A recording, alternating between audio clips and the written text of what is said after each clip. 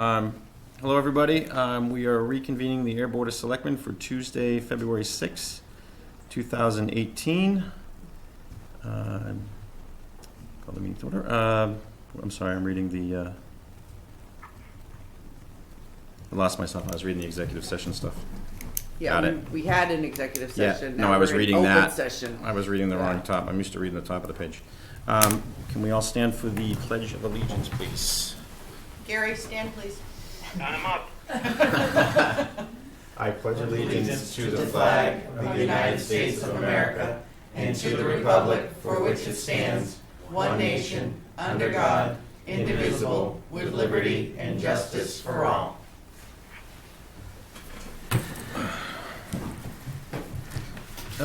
Robert, do we have any amendments or any changes to the agenda this evening? We do not. Okay. I Janice, don't. do you have anything? Gary? Nope. All Make a right. motion to approve the agenda. Seconded? All in favor? Gary? Aye. Janice? Aye. Chair says aye. The agenda is approved. Janice, you'd like to do the warrant now? Yes, on behalf of the Board of Selectmen, I signed the following warrants. 2018-01-18, accounts payable, 18-13, in the amount of $488,803.82. And 2018-01-30, payroll warrant, 18-15, $312,550, no, wait a minute, $312,550 and 74 cents. Good. Before we proceed, I'd like to read something in memory of Miss Victoria Roach. On January 25th, 2018, the town of Ayer lost a dedicated employee and friend with the passing of Miss Victoria Roach. Vicky served the town of Ayer's dispatchers for 34 years, from 1984 to 2018. Vicky was a 1981 graduate of Ayer High School. She was a dedicated supporter of the Ayer Police Department and their community and charitable efforts. Her unexpected passing is a true loss for the Ayer Police Department and the town of Ayer. Our thoughts and prayers are with Vicky's family, friends, during this difficult time. Please join me in a moment of silence in honor of Ayer's dispatcher, Miss Vicky Roach.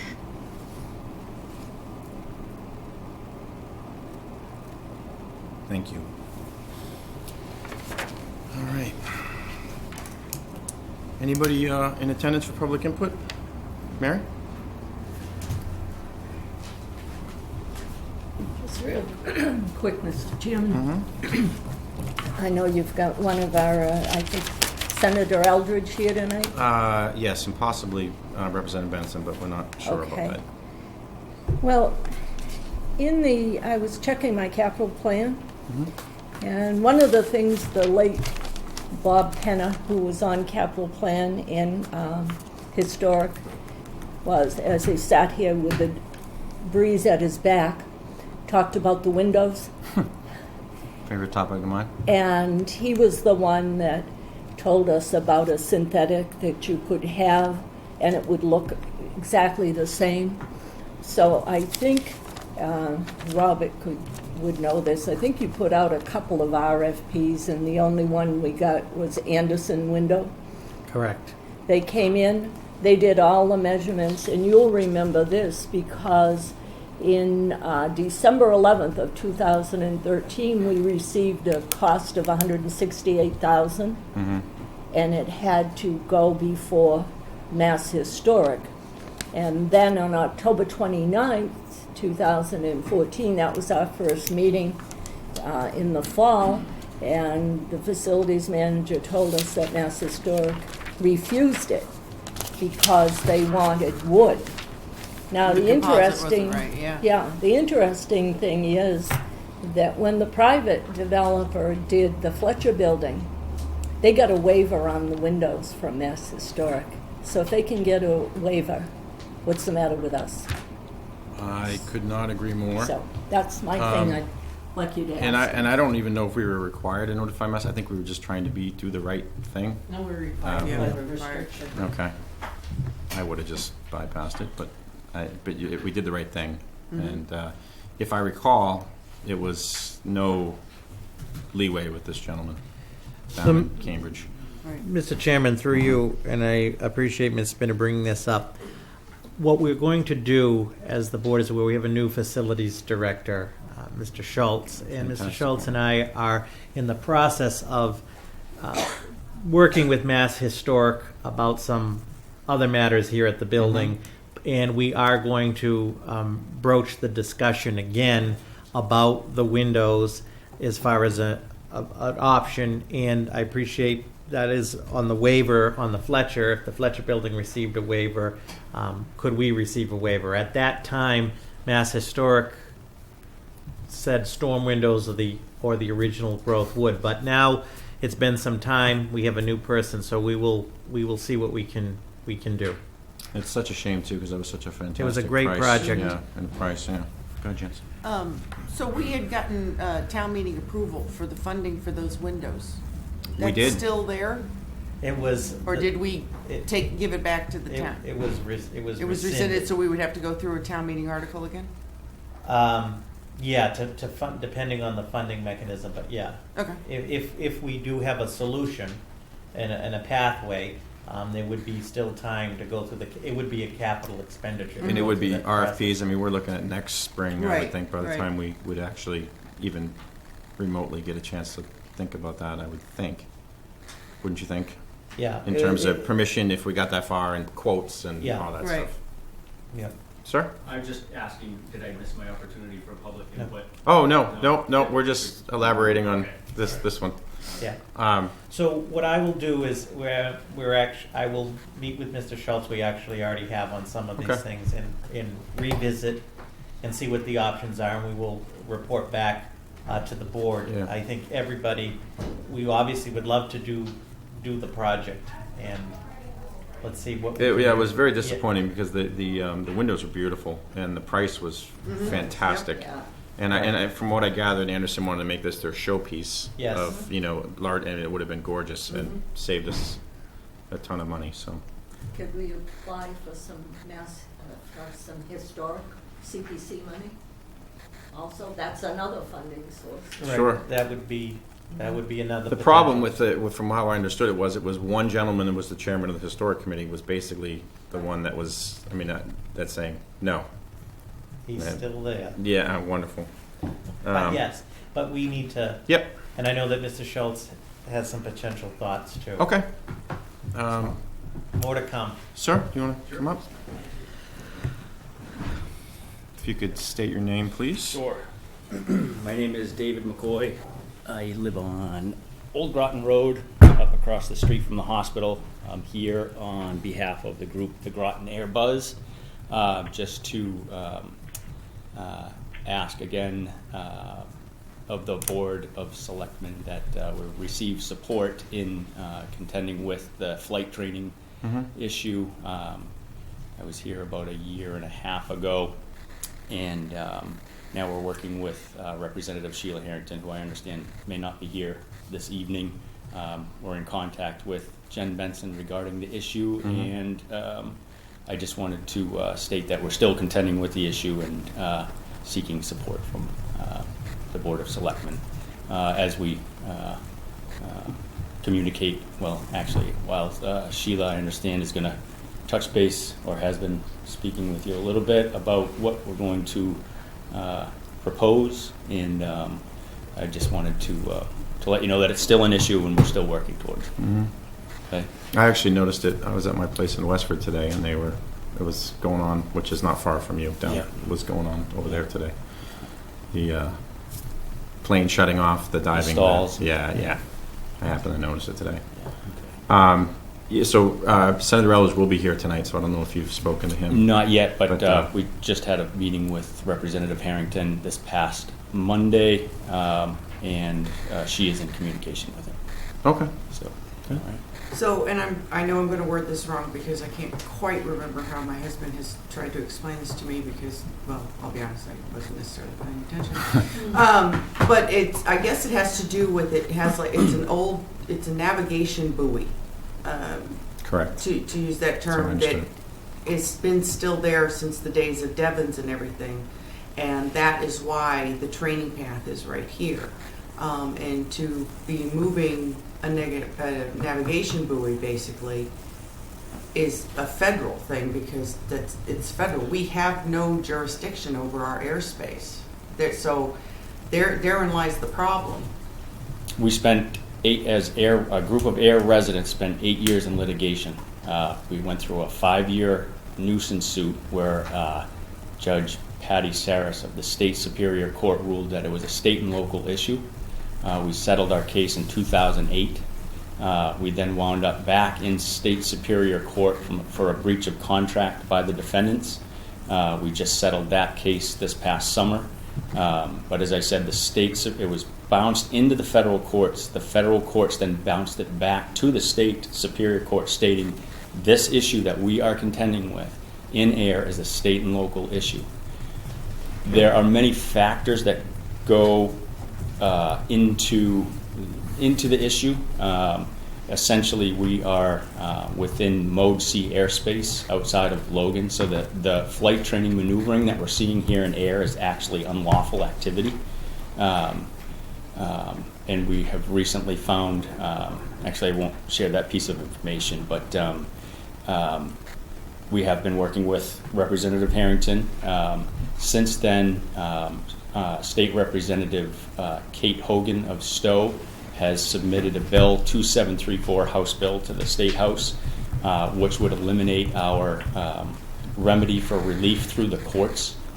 So I'd also like to urge the Selectmen to call the Transportation Committee to oppose Bill 2734 before it leaves the floor.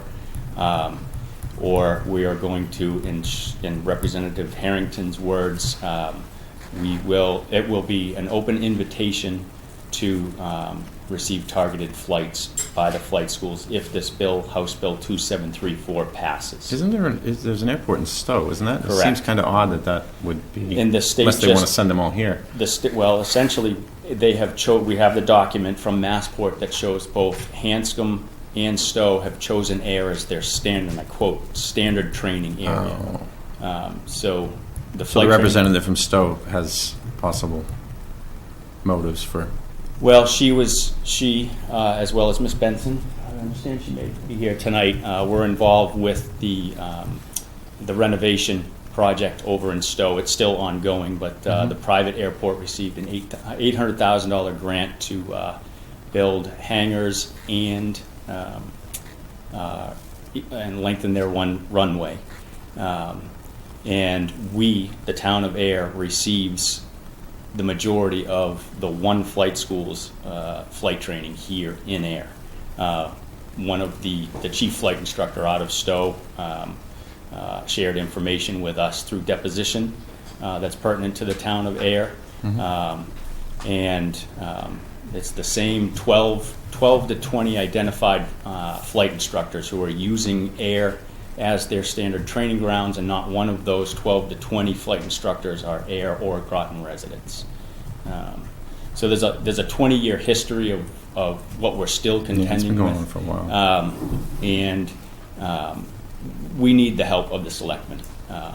This has gone on too long. We've as private citizens have had to, through litigation, eliminate the aerobatics box that was set up here after the Federal Aviation Administration lifted the flight restriction over Ayer. So back in 1997, until the closure of Devens, general aviation was not allowed within 3 nautical miles of the perimeter of Devens. So before 1997, there was no general aviation flight training here in Ayer. So what your husband explained to you is not correct.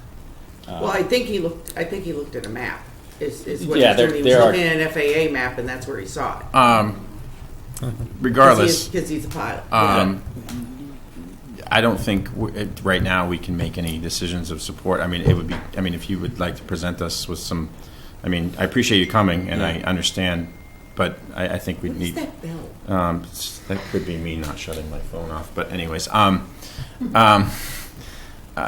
if you can bring us some more material, or what your plan is, or what you're looking for from us, and maybe get on the agenda for our next meeting. Or? I was when I was here a year and a half ago, I came with a letter asking. Yeah, and the I think selectmen- we redirected you to the state delegation, right? You referred me to Jen Benson, Okay. who is ultimately not the representative for our district. No, it's Sheila's over your way, right? Yeah, so I thought we sent you to the Senate Elders, but I could be wrong on that. But So we spent a year trying to convince the state inspector to review the evidence of flight violations, and he never came to review the evidence. I sent him a YouTube video, and he stated that he did not understand how to use YouTube, spelled U-T-U-B-E, is how he responded in his. That was. He doesn't know how to use it. did he send you a handwritten letter? No, in it's response? email. I Oh, have okay. email. All right. Just wondered. And then come to find out, the state inspector was also one of the people heavily involved with the renovation of Stowe Airport. And so when I came here a year and a half, maybe it was 2 years ago. It was 2 years ago, because Yeah. I think I was chairman then, Yeah. and we've had Yeah. Gary, and so yeah, it's been at least 2 years. Yeah. So I'd come with a letter and asked you to sign, asking the state Mass Aeronautics Commission to enforce the regulations that they had on the books. The selectmen did not sign it. I was referred to Jen Benson, and here I am again, still in the same spot, dealing with the same issue. And as I stated, it's been 20 years. Not all areas of the town of Ayer receive what we receive up by the hospital, but we need your help. So, Representative Harrington, I'm sure, will be in touch and in communication to come up with a game plan. Okay. All right? So, I mean, yeah, once we have more information, I mean, I have no, objections to, because I've experienced it. My father-in-law used to live on that side of town.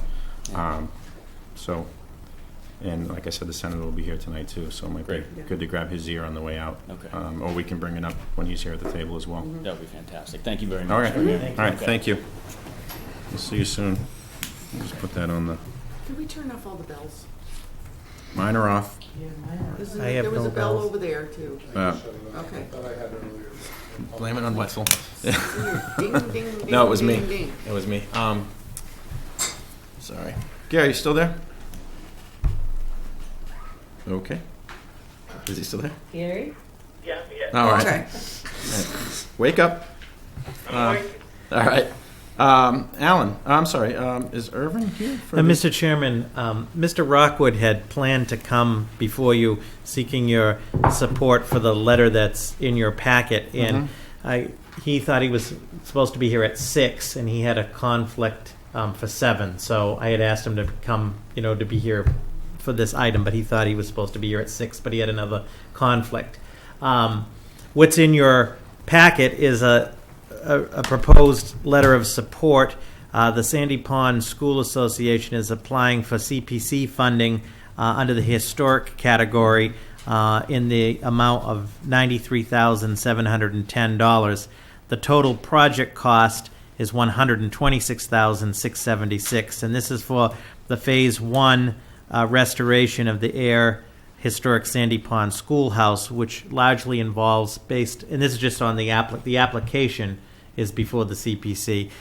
Phase 1 is to stabilize the structural aspects of the school and is the first step in the restoration to that project. So the association, through Mr. Rockwood, was going to ask if the board would issue a letter of support for their application. As the board's aware, the application has to go through the CPC. There has to be a public hearing held by the CPC, and then ultimately before town meeting. So Which I'm again, assuming he for the spring. apologizes for the misunderstanding on the that's fine. time. Why didn't they apply for $126,676 to CPC? Well, in their application, they have some other in-kind and other funding sources. Okay. So they didn't. Okay. That is a considerable amount, but it's not the total Yep. amount. Okay. And again, it's ultimately up to town meeting. I mean, to speak to everybody else, but I think the three of us, or this board, has been very, we have helped, I think, get this rolling again. So Absolutely. I think Gary proposed that a few years ago for the funding to go on the historic register. So I am 100% in favor of supporting this to to CPC. Yep. So, Mr. Chair, Go ahead, Gary. make a motion to sign the letter of support presented to us tonight concerning the Ayer community preservation historic amount of funding to the Sandy Pond Schoolhouse. second. All in favor? Gary? Aye. Janice? Aye. Chair says aye. Great. Yeah, anything we can do they've Mr. Rockwood's really stepped it up over there since he's stepped on. Chris, I got one question for Robert. Yes. Yep. Down the bottom it says, Robert, good evening. Hello, Selectman Luca. So down the bottom it says for FY 2019, so would that be the fall town meeting? That would be for the spring town meeting. This. Oh, for FY. Yeah. Oh, for Okay, I it's got it. 29. Yeah. Okay, yeah, got it. All right, never mind. All right, great. So the intent is, if it goes through all of those procedures, it'll be before the voters on May 14th at the spring town meeting. Okay, great. Great. I'm sorry, Brad. Has it been approved for? I know they got the application. They're still waiting for the historic designation, right? Officially. Or was that? I know that Yeah. there was a whole process and that was looking The favorable. first but- process, and there is a copy for the public or in the BOS office, was that whole study that Yeah, was done. that's what we funded. I think we appropriated money for that to Correct. move And then forward. this is the phase Yeah. 1, and then I believe at the completion of the phase 2, then would Okay. be the designation. All right, yeah, anything we can do to help. I know we all feel the same way about that place, and their efforts have really stepped up over there, so it's great. All right, back to my agenda now. Keep two of these things. I believe we have Mr. Alan Minoyan and Director of Community and Economic Development, and Miss Alicia Hersey, Program Manager. Also, our student reporter who was flying solo tonight, Yeah. Bryce Valeri. Nice to see you again. I know we had you for the tax classification hearing, so a little calmer tonight. But Which, if I may add for you, Mr. Chair, he did a spectacular job He did, on the issue of tax classification in his article. yeah, no, I've been impressed every week with the students and. Each one gets better and better. Yeah, no, I agree. Yeah. I agree. Sure. All right, hey guys. Hey. Hi. Hi. I'm gonna come your way. I think it's just that. Oh, is that it? Yeah. There's some pictures after. All Yeah. right, let me know when the pictures come up. You can actually do this first. Glare. Okay. Good. Oh, you can do it. Okay, great. Thank you, and through you, Mr. Chairman, for the record, Alan S. Minoyan, Director of Community Economic No, I keep Development. forgetting to put the S in, I'm sorry. Oh, is he big on the S? All right, I'll remember that. Okay. And Alicia Hersey, Manager of our Community Development Mhm. Block Grant Program. We're here before you tonight to seek your support for our proposed project. We are pursuing a highly competitive U.S. Department of Housing and Urban Development Community Block Grant for this year through the Department of Housing and Community Development, the state agency. Our project, if you go back, Carly, I'm sorry, please. This is the largest issue with the context, the Grove Pond neighborhood. You can situate yourself in the neighborhood as a whole. Our particular, thank you, Carly, give me a second. The project parameter is Prospect Street between Elm Street and Oak Street between East Main Street and Grove Street. What we're proposing, and by the way, we are working in partnership with the Department of Public Works on this project. And what we are proposing would be the complete reconstruction of these streets, water lines, sewer lines. The sidewalks are in very bad disrepair. The road surfaces, quite similar to the excellent project that was done on Pleasant Street this past year. So Same this as is- Pond Street, Mark? I mean, similar, isn't that what we did when you first? Yeah, okay. So this is the project. We have a deadline for submission of the application, and it's a very robust application. Alicia and I will be working it very intensely for the next 2.5 weeks. The deadline is March the 2nd. We intend to meet that, and we intend to submit a highly competitive grant to keep doing improvement work in partnership with our Public Works Department in our neighborhoods. Thank you. Alan, can you name the streets again? I'm sorry. Or what? I'm sorry? Can you name the streets again that you, or what you said Oak and? Yes, Prospect Street, Yeah. which is running, which runs right behind the courthouse there. From end to. Elm Street to Oak Street, yes, you see Okay. the two streets. All right. And then Oak Street, which is the street on the right-hand side Yep. of that image, between East Main Street and Grove Street, right there, the second Okay. one. Yeah, yes. So I mean, pretty significant Yes. stretch. And then Alicia, please. yes. I- I lived on the corner of Grove and School. All right. Did That you- White House right there for a Oh, while. it looks so different from there. And right to the point. In coordination with that, we'll also be doing a rehab as we did when we did the Pleasant Street. So we're going to be asking money we're going to ask for 100,000 and try and do another 5 units of rehab, and these 2 streets as well. So it is pretty aggressive, but hopefully we'll be successful.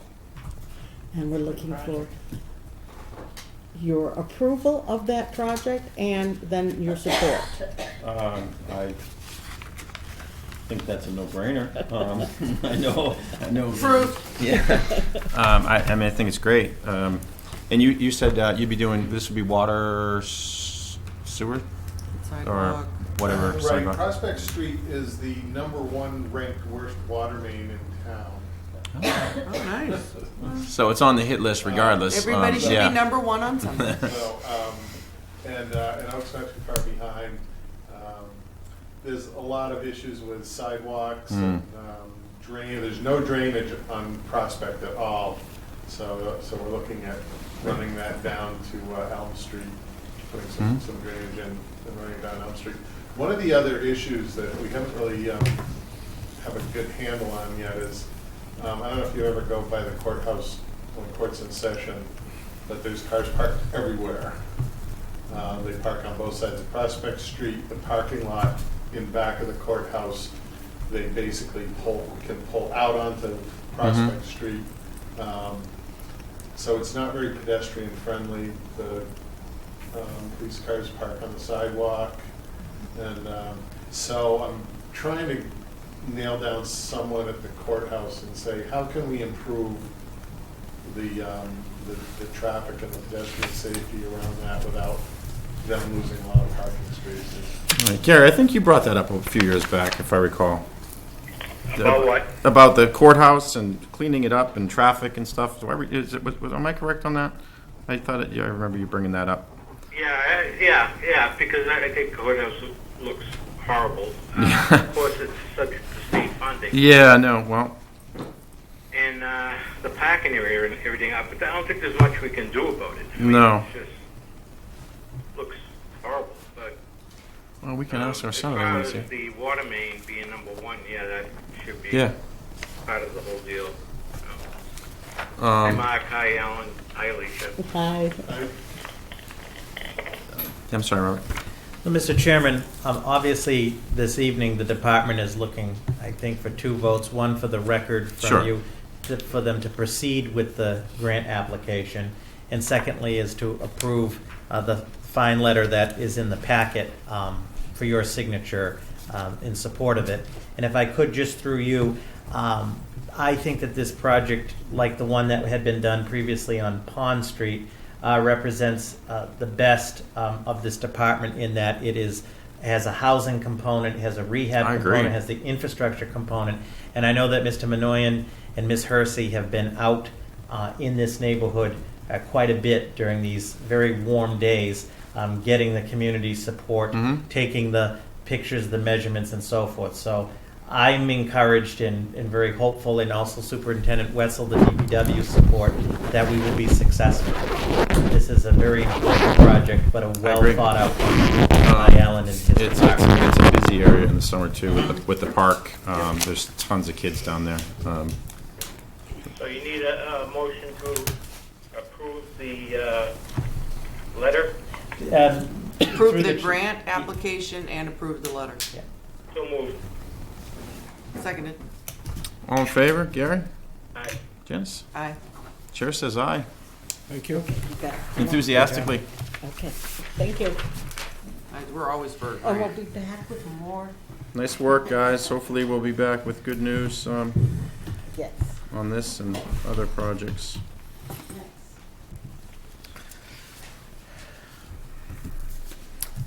Mr. Chairman, members of the board, good evening. Under the administrative update, just a couple of brief highlights.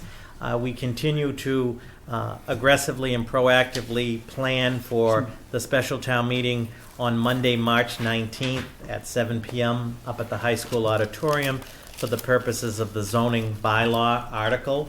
The draft zoning bylaw article for the public is up on the website and is also available from the planning office for the public or anyone that's interested.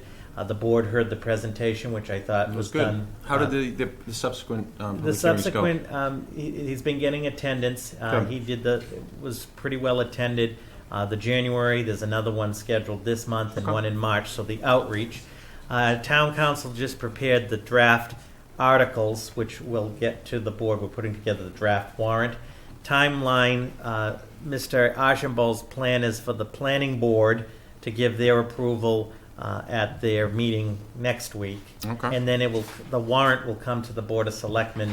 The plan is for February 21st for your approval, and we will be mailing that warrant out to all residents and households, and we will be doing further outreach. So again, it's very important that we get participation in this special town meeting, but we are confident that when successful at town meeting, this will set the appropriate foundation to further expand upon the bylaw that we need. And as mentioned to the board at the last meeting, there's actually two articles. One is the zoning bylaw update, and the second one is the solar bylaw, which we desperately have had nothing, and there's been a lot of discussion on that. So we continue to move forward with that.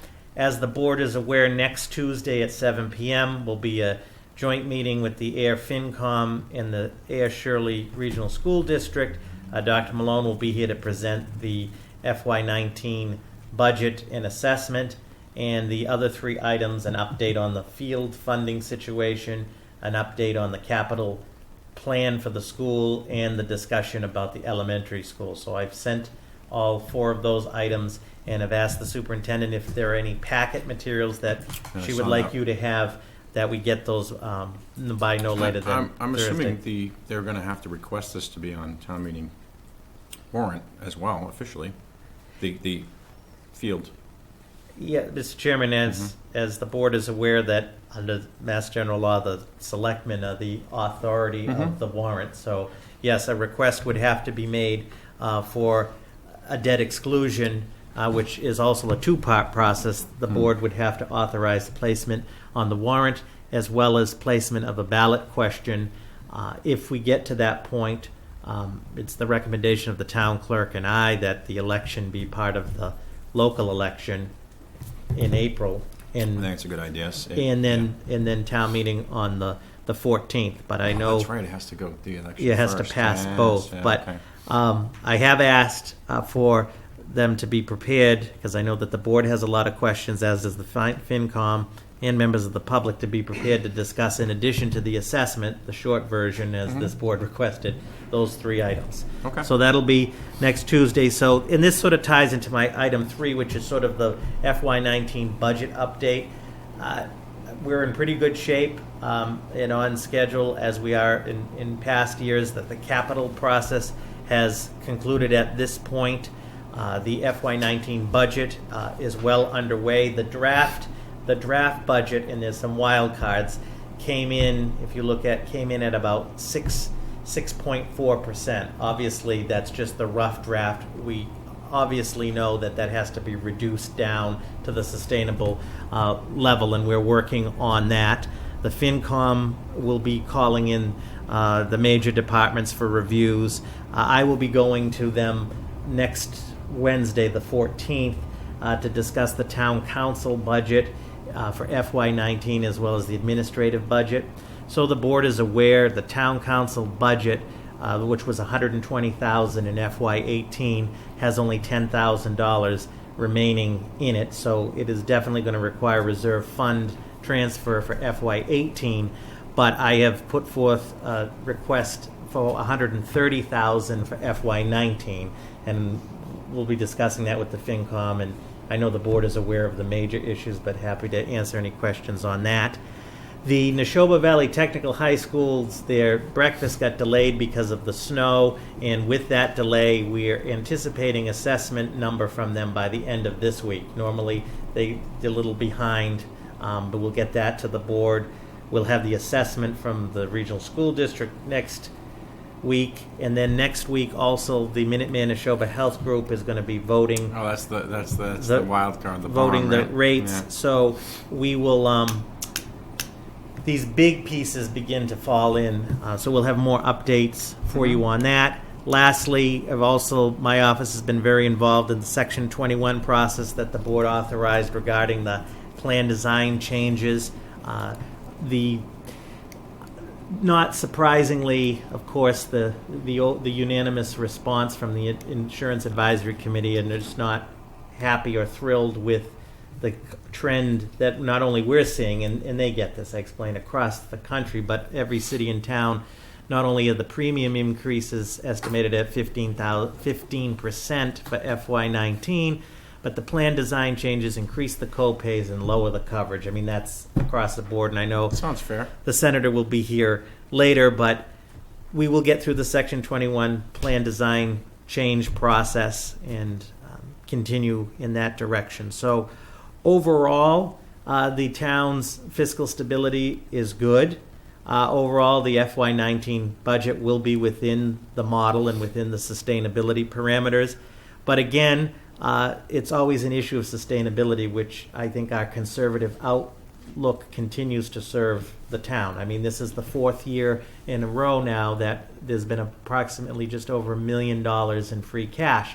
That's great in real time as we sit here on February 6th of 2018, but as this board and the public know better than I do, the economy or situations can turn in a heartbeat.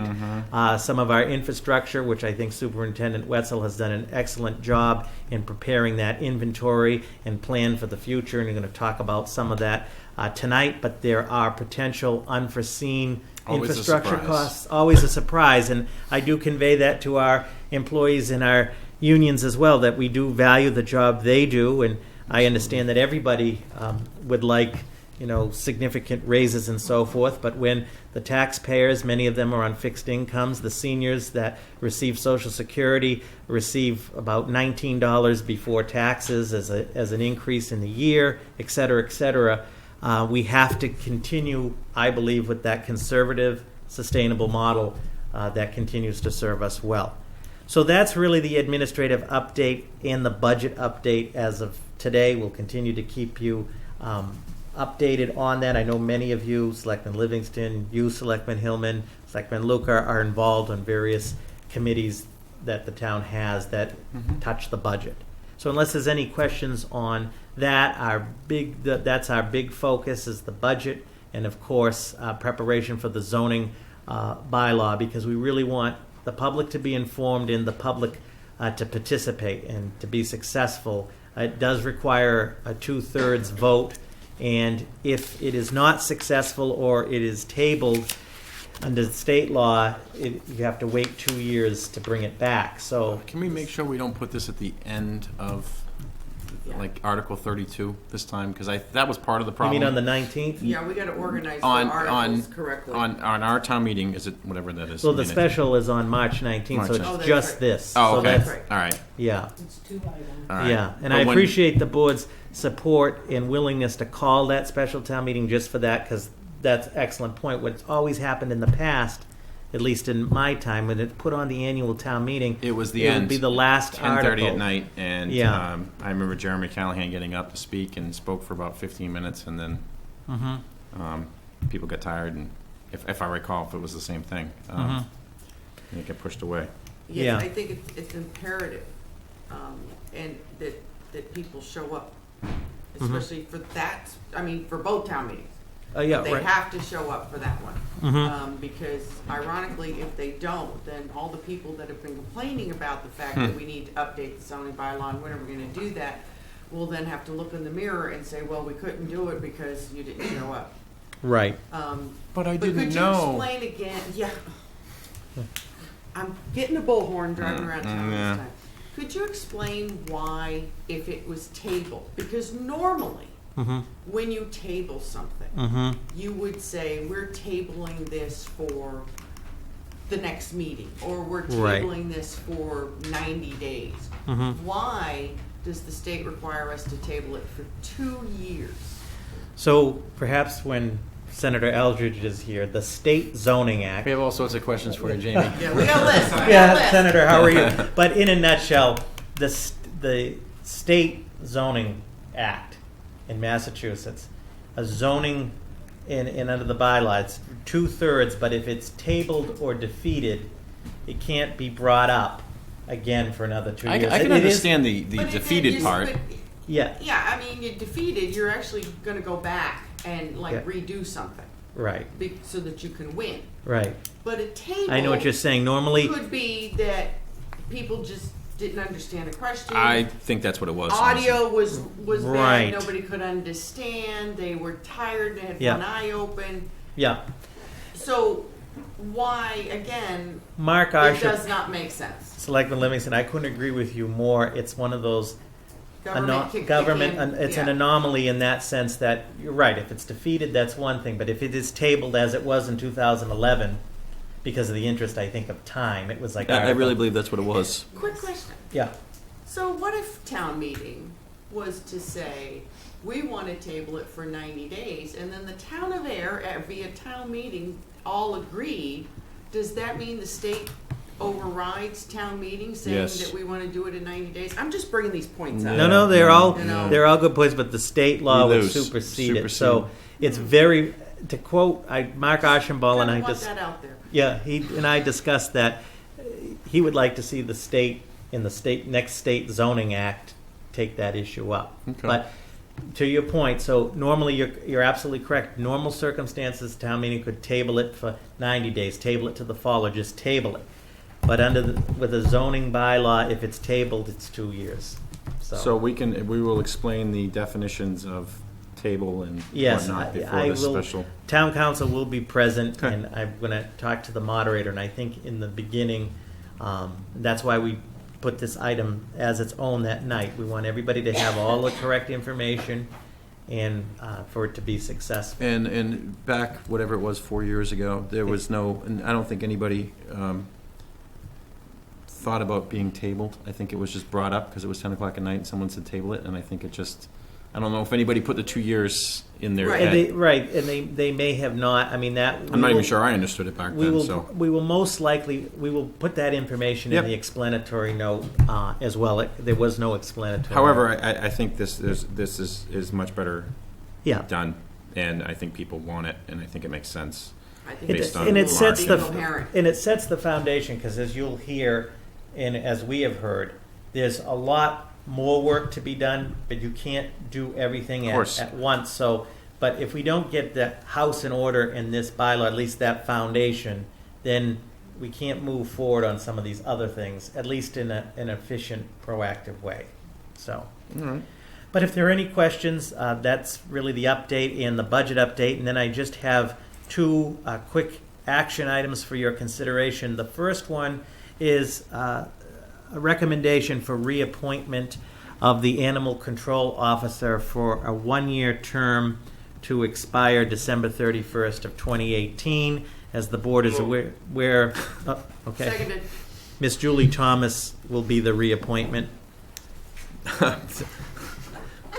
All in favor, Gary? Aye. Janice? Aye. The chair says aye. It's just a Chris signature. Oh, Chris signature, all right. And then the last item is the pilot, stands for Payment in Lieu of Taxes Agreement with Citizens Energy. As the board is aware, you previously authorized and signed the lease agreement to lease the capped landfill owned by the town for the development of a solar array by Citizens Energy. Those lease payments in the amount of $26,000 a year. At the same time, we should have done the pilot, the payment in lieu of taxes agreement with Citizens Energy, and that document is in your packet. Specifically, I call your attention to page 14 of the packet, which has the estimated pilot payments, and I want to just emphasize pilot payments are the average is about $6,842 a year. But it's our land, right? So they wouldn't be paying wouldn't... Right, so that's why, so in a normal, if it was private or so forth, they would be paying Correct. taxes. So this is, it's still, because there is value there, but it's our land, so they're going to lease it, but this is a payment each year in lieu of those taxes. So it's not the full amount of if it was taxed. And this is the taxation on the actual panels themselves. Oh, well, we Yeah. can tax the panels. Yeah. I see. All right, I was thinking Thank you. property. Yes, of property. the Thank you. panels. All right, because that didn't make any sense to me. Right, so them paying our there's the taxes. lease, which is $26,000 a year, and then the Sure. average on the panels, thank you, is approximately, the average is about $6,842. So I'd be respectfully requesting your approval to sign, just with the subject, town council, the particular attorney assigned to this had an unforeseen matter. The substance of the agreement, everything is in order. They just want to add a couple other legal forms. So if the board would be willing to approve and signature, just subject to town council's legal provision. They have this whole form. It's just a technicality on that. Doesn't affect the agreement. So basically a motion to Approve it. Can, based on town council's final review and. yeah, they've paperwork? actually reviewed it. It's just that there's these legal terms on the last page they want to insert. Ken, did you have your hand up? Yes. Do you have a Is question? it possible to put that page 14 up on the screen? No. I got it right here. Okay. Yep. I have it here. Yeah. So my question is, you've got a value up here of 440. Yep. And right below it, there's a system cost of 330. Mm-hmm. But the paragraph that talks about the actual value is like a fixed value, 75% of 9,100 and something. But the chart doesn't. I'm trying to ask the question of whether that The minutes. 440 is supposed to be 440 instead of 330. Okay, hold on 1 second. My page 14 Yeah, is so I the see. minutes, so what are So you the talking about, 440. page 14? Page 14 of the packet. Yes, page 14 of the packet Yeah, is the no, meeting minutes. No, mine. Really? Yours? No, no, mine. Oh, see, I have 14. It's 14 of the agreement. That page Yeah, right they there. don't match up with the PDF numbers. Yeah. Yeah, so that's my page 13. So I lost. Okay. So Mr. Chairman, for everyone's benefit, so Mr. Diskin's question is on that spreadsheet at the end of that index. You see the project cost assumptions, the total is $440,000. But the cost approach, it's about $330,000. So there is a difference. And then, let me find that page in the agreement.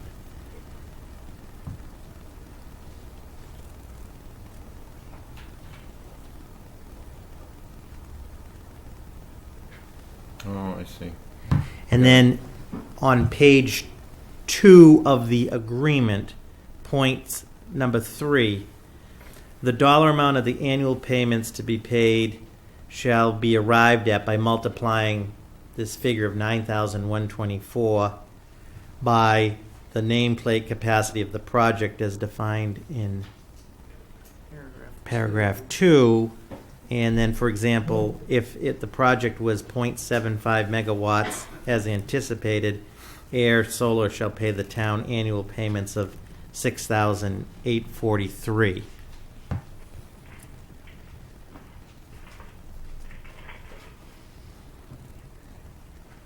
And the table, was that from the Okay, your assessors? calculator out, Ken? My question was, Yeah. the language of the paragraph, Yeah. 2, which talks about the amounts, Mm-hmm. doesn't seem to jive with the logic of putting in the table below it, 440.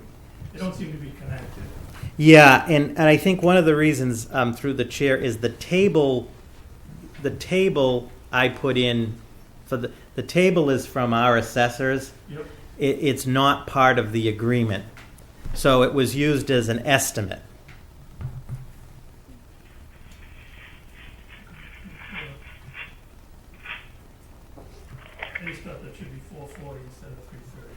That's just a question. Mm-hmm.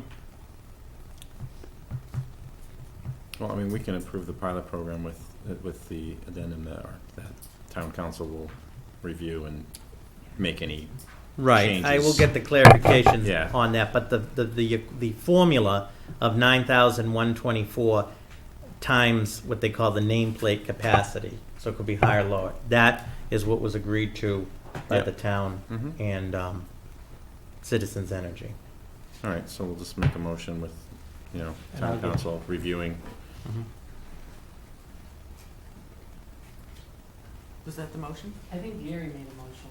Yeah. Did you make a motion, Gary? Did you make, I didn't hear him. I think he was eating a sandwich. I don't think that's not, I didn't hear anything. Well, I switched, maybe I was thinking he was, I don't know. I had it in there already. That was the last one. Oh, okay. Want to make a motion? I'm sorry, I didn't hear him. He's Yeah. trying to now. Oh, go ahead, Gary. Make a motion to approve the agreement between the town of Ayer and Citizens Energy for the leasing agreement? Is that what we need?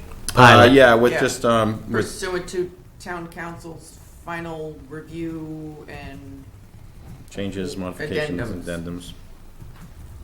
Okay. seconded. All in favor? Gary? Aye. Janice? Aye. Chair says aye. We need to put his face there. Yeah, no. All right. And then just one final point, Mr. Chairman, I forgot to just mention in the administrative update. We have I have a meeting on Monday with the Lowell Sun regarding the students' articles and getting those into the Lowell Sun. They've been receptive to that, so we will have more to report on that meeting. Are they actually going to send a reporter ever again? And they have a new reporter. I know that Alan has met with her, and we will Alan Further- gets the paper all the time. further connect and getting her on board. And lastly, Mr. Varga just sent to me tonight a proposed newsletter now that the students have been doing Yeah, it I for know. a while. I know. I spoke to them. They're waiting for midterms, and Yeah, so we'll take a look at that, and because they want to get the newsletter out. So I just wanted to mention that we continue to move forward, and we appreciate all of the students and teachers' support. just I think it's great, but the Lowell Sun doesn't get a free ride with our great student reporters, and they get to cover their meetings and then for free. No, I understand what you're This is saying. gonna show the value Yeah, of the voice. this would Yeah, be for the voice. okay. Yep. But So- you know what I mean. Like, Yeah. we don't need to have a reporter because Bryce and Oh, right, yeah, right, he's doing such right, a great job. right. But Bryce isn't compensated for his time. So- But So once We we can work have something out. that meeting, we'll have more to report, and Okay. also get your thoughts on the board's thoughts on the proposed newsletter. yeah, absolutely, yeah, I think that'd be great. All right, So thank you. thank you. And then, oh, yeah, sorry. Any new business selectmen's questions? Oh, yeah, I'm good. I'm making plenty of questions later. Okay. We're going to do the minutes first. So we have the minutes for January 23rd, 2018. I make a motion to approve. Did you to make the motion, or are you just saying it out loud? I was just saying it out loud. Okay. I was reading the agenda. All right, I make a motion that the meeting minutes from the Tuesday, January 23rd, 2018 be approved as submitted in the packet. Second. All in favor? Gary? Aye. Janice? Aye. Chair says aye. All right, great. We, at Capitol a year or two ago, Carly, you were there when I made a motion, and Mr. Stevens and I argued. He said, "You can't make a motion, you're the chairman." I'm like, "Yeah, I can." Carly had to back me up. Do you wanna, Oh, drive? yeah. No, Okay. Chris, that's not gonna work for me. All right, where are we? We're going too fast. Sorry. So I have my great cover shot there, we gotta put that up. Okay. Well, I want to thank you for the opportunity. When I saw that we were going to have our esteemed Senator Eldridge here, I figured he's the environmental infrastructure guy. Close the door, don't let him. And so I wanted to give an update. And we've also have some new issues that we're not really sure what the issues or what the outcome's going to be, but I wanted to give the selectmen an update. So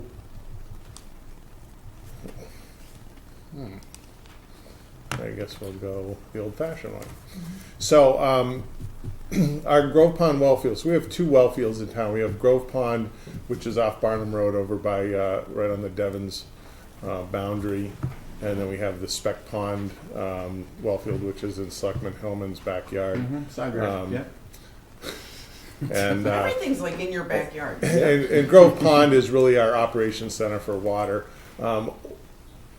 The wells were tested positive for an unregulated contaminants called PFOA and PFAS in September 2016. There's a under the Safe Drinking Water Act, certain contaminants are monitored but not regulated. We didn't fall under the requirement to test for that, but McPherson well at Devons did, and that was positive. So they came and tested our wells at Grove Pond, and unfortunately we were positive in our wells. There's a health advisory level, so it's not a maximum contaminant level. It's a health advisory of 70 parts per trillion, and I think I mentioned that before. Parts per trillion was, let's see if I get it right, I think it was 1 square inch in 250 square miles. Yeah, it was minuscule. Yeah, Did I get that right, Ken? he's the math guy. So 1 square inch. Wow. So, anyways, it's a really low level, and what has some states and Mass DEP is starting to develop a regulation for an actual level that we would need to comply with. Several states have it: New Hampshire, Vermont, New York, New Jersey. I think California does. I think Minnesota, and they're all a little different on what the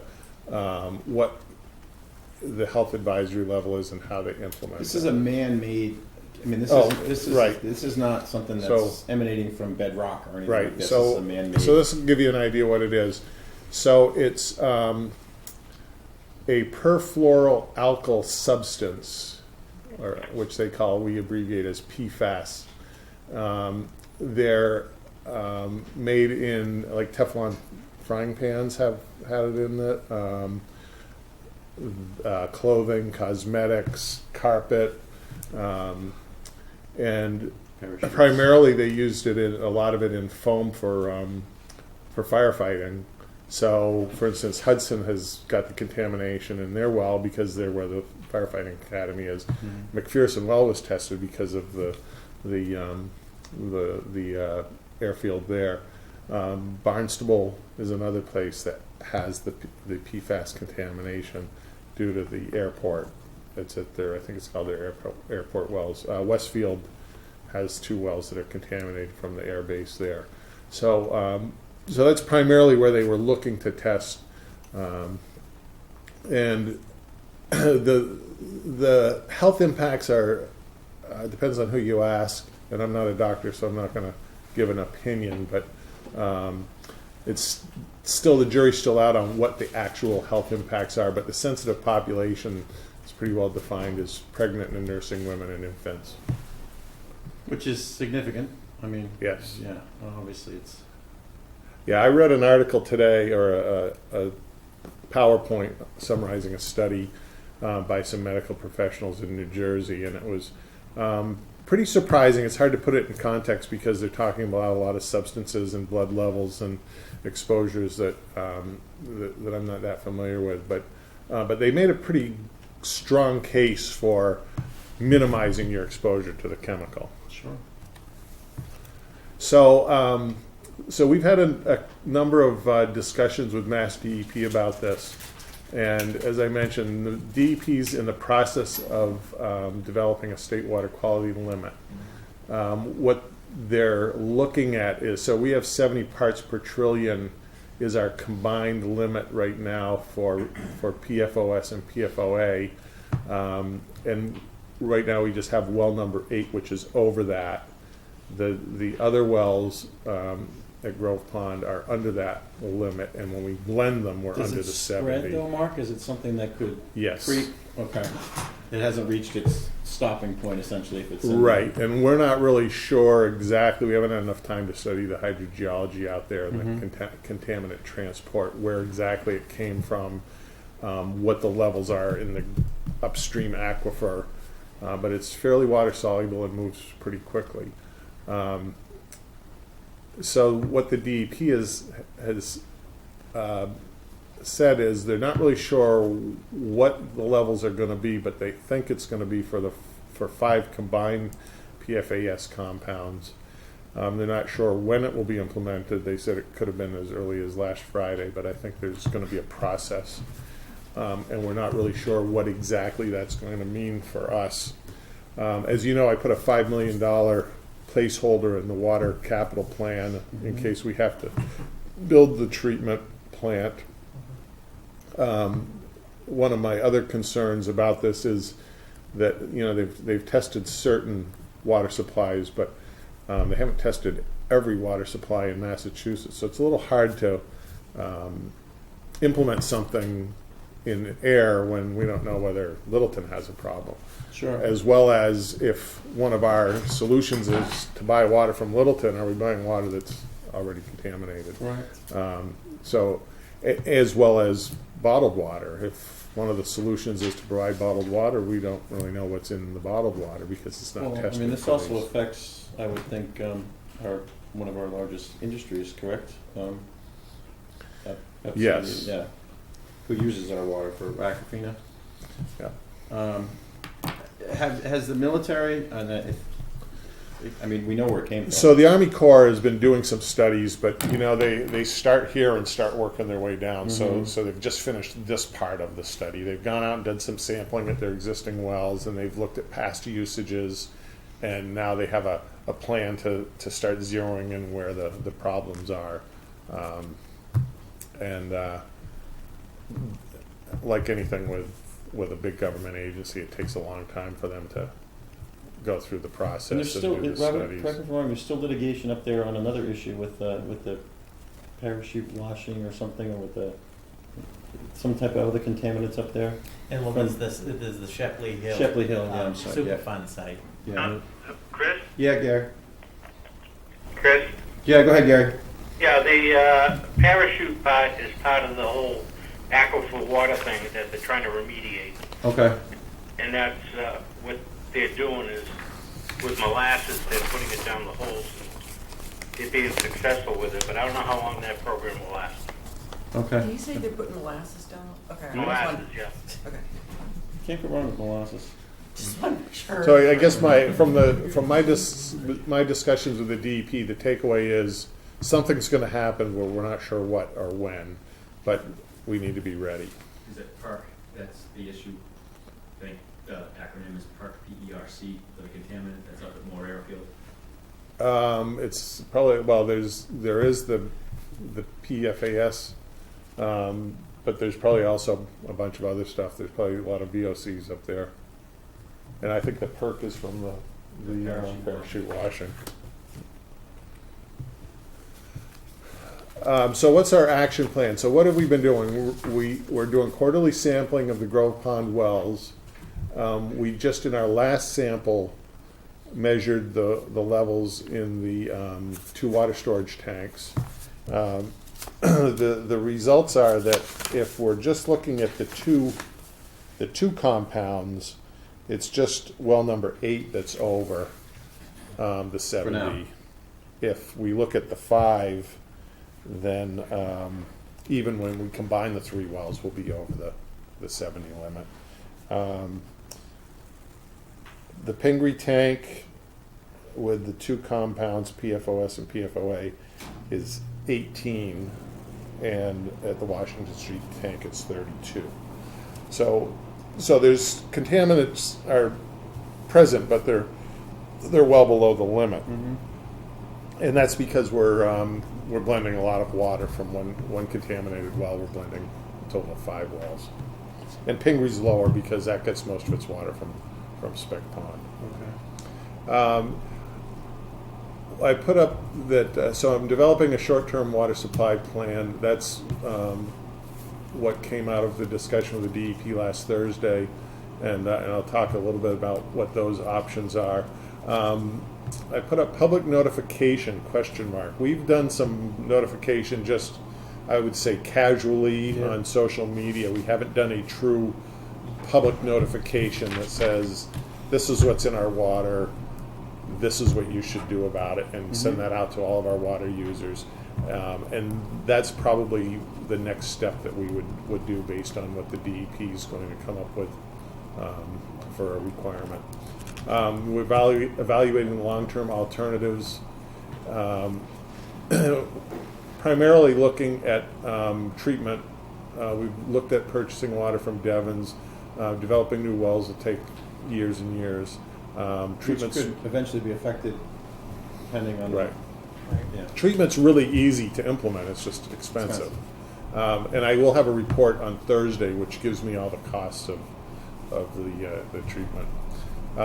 We do have a town meeting approved money for an interconnection with Devon's on Barnum Road. I've met with them to discuss whether they could provide us with water. They can, but they can't commit to providing us with water because they've got other commitments. And they have a well that's also contaminated that they haven't dealt with yet. But so I'm working on that as we speak to get that out to bid. Let's see, and we're working with Mass DEP, EPA, and Army Corps to look at the source and what the potential remediation can be, and then hopefully we'll get a grant, a technical assistance grant with MAPC, and we can start looking at new well locations. I don't have a lot of confidence in that because we've done a lot of testing around town, but we may be able to locate something. I have a couple ideas. Does SPEC have the ability to pick up the slack if you were to shut down one well for a while? Let's see if I have a Probably slide not on summer, that. I right? just threw this in. This is pictures of what the new treatment plant might look like. We probably won't have 4 filters. We probably have It's a 2 or whole 3. plant. You're right. You're But, building a well, building. this is a little fancier than what we need. We're basically going to put the tanks in a metal building probably. So we talked about the actions to date. CDM Smith is doing the study, and I should have that done while I'm meeting with them Thursday to go over it. I'm developing the short-term plan. As part of our short-term plan, we looked at activating one of the old wells at Grove Pond. So I don't know if you're familiar. We had 2 old wells that were plugging with iron on a regular basis. So that's why we put in we put in 1 new well and 2 what we call replacement wells. So what we're looking at doing is reactivate one of the old wells to make up for the lost capacity in the well number 8. That existing well is the furthest from Devon's on the site, so it probably has, if it has the PFAS in it, it's probably pretty low Is levels. well number 8 one of the newer ones? It's part Yes, of that? and it's the Of one course it is. closest to Devon's. What I've mentioned to DEP is I would not turn off well number 8. I would pump it to waste to intercept any contaminants, because if we shut that off, then well number 7 will start drawing it in, Oh, and that's a then good well point. number 6. So we would pump to waste. There's some issues with that we haven't really got answers on yet. 2 things. One is our issue with discharging the levels of PFAS into Grove Pond, and number 2 is we have a certain withdrawal capacity, and would we be exceeding that capacity on our permit? So those are a couple things we have to work out with DEP depending on what the plan is. The short-term alternatives, I'm in the middle of preparing this report for DEP. As I mentioned, one is to reactivate Grove Pond well number 1. We've got that. We started that up today. We're pumping it to waste. We're going to take samples after 48 hours, and then we're going to pump it for a total of 5 days. We'll take samples after 2 days, and then take another after 5 days. Another option before we get the Barnum Road main in is to put in an overland interconnection. So we would lay a pipe on the side of the road, We also have an existing interconnection with the town of Littleton. They don't have the capacity to supply us long-term either, but in an emergency they Because could. their wells are at spec too on the other end, right? Or part, They have some of them. Yeah. One of the issues there is it's the end of our system and the end of their system, so the piping's not really big enough. So we're going to do some flow tests Thursday or Friday on both our system and their system to see hydraulically how much water we could get from them. But we do have it's basically a valve we open. Oh, I didn't realize that. Was that for emergency basis? Yeah. One of the other options, and I've done this before back in the 80s when we were starting to find volatile organic chemicals in a lot of Massachusetts water supplies, we actually bought the carbon vessels and put those in so they could get delivered fairly quickly. And then you don't have to go through building a whole building and things. You can buy the filters, put them in, and then build a building around it. So, or you can rent a trailer-mounted filtration system. So we're going to be looking at both of those and see what those are. And another is to provide bottled water to the sensitive population. And as I mentioned, we don't know if the bottled water is any better than our water. Right. They don't. Bottled water doesn't have as strict water quality testing as public water supplies, so you're never really sure what you're getting. I think if you buy Aquafina here, you know you're getting air water that's treated again. Sure. But if you buy, Cascade Springs water at the Shop and Save, you're not really sure where that Sure. came from. And sometimes you can notice that in the taste. So Wow. anyway, and there's our outstanding water crew at our Grove Pond water plant. I'll leave comment alone on that. So I guess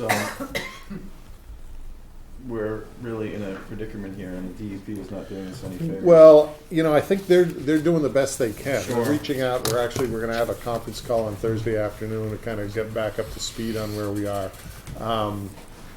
What I've been pushing for is, I there's a problem. I don't know if it's such an issue that we have to. The state's going to set a regulatory limit, and we're over that, so we have to stop tomorrow, or everybody in there is going to die.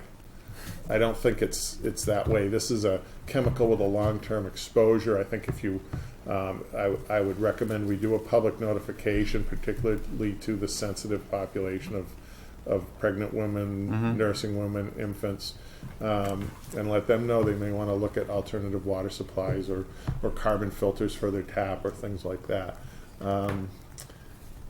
I think then what I would recommend is we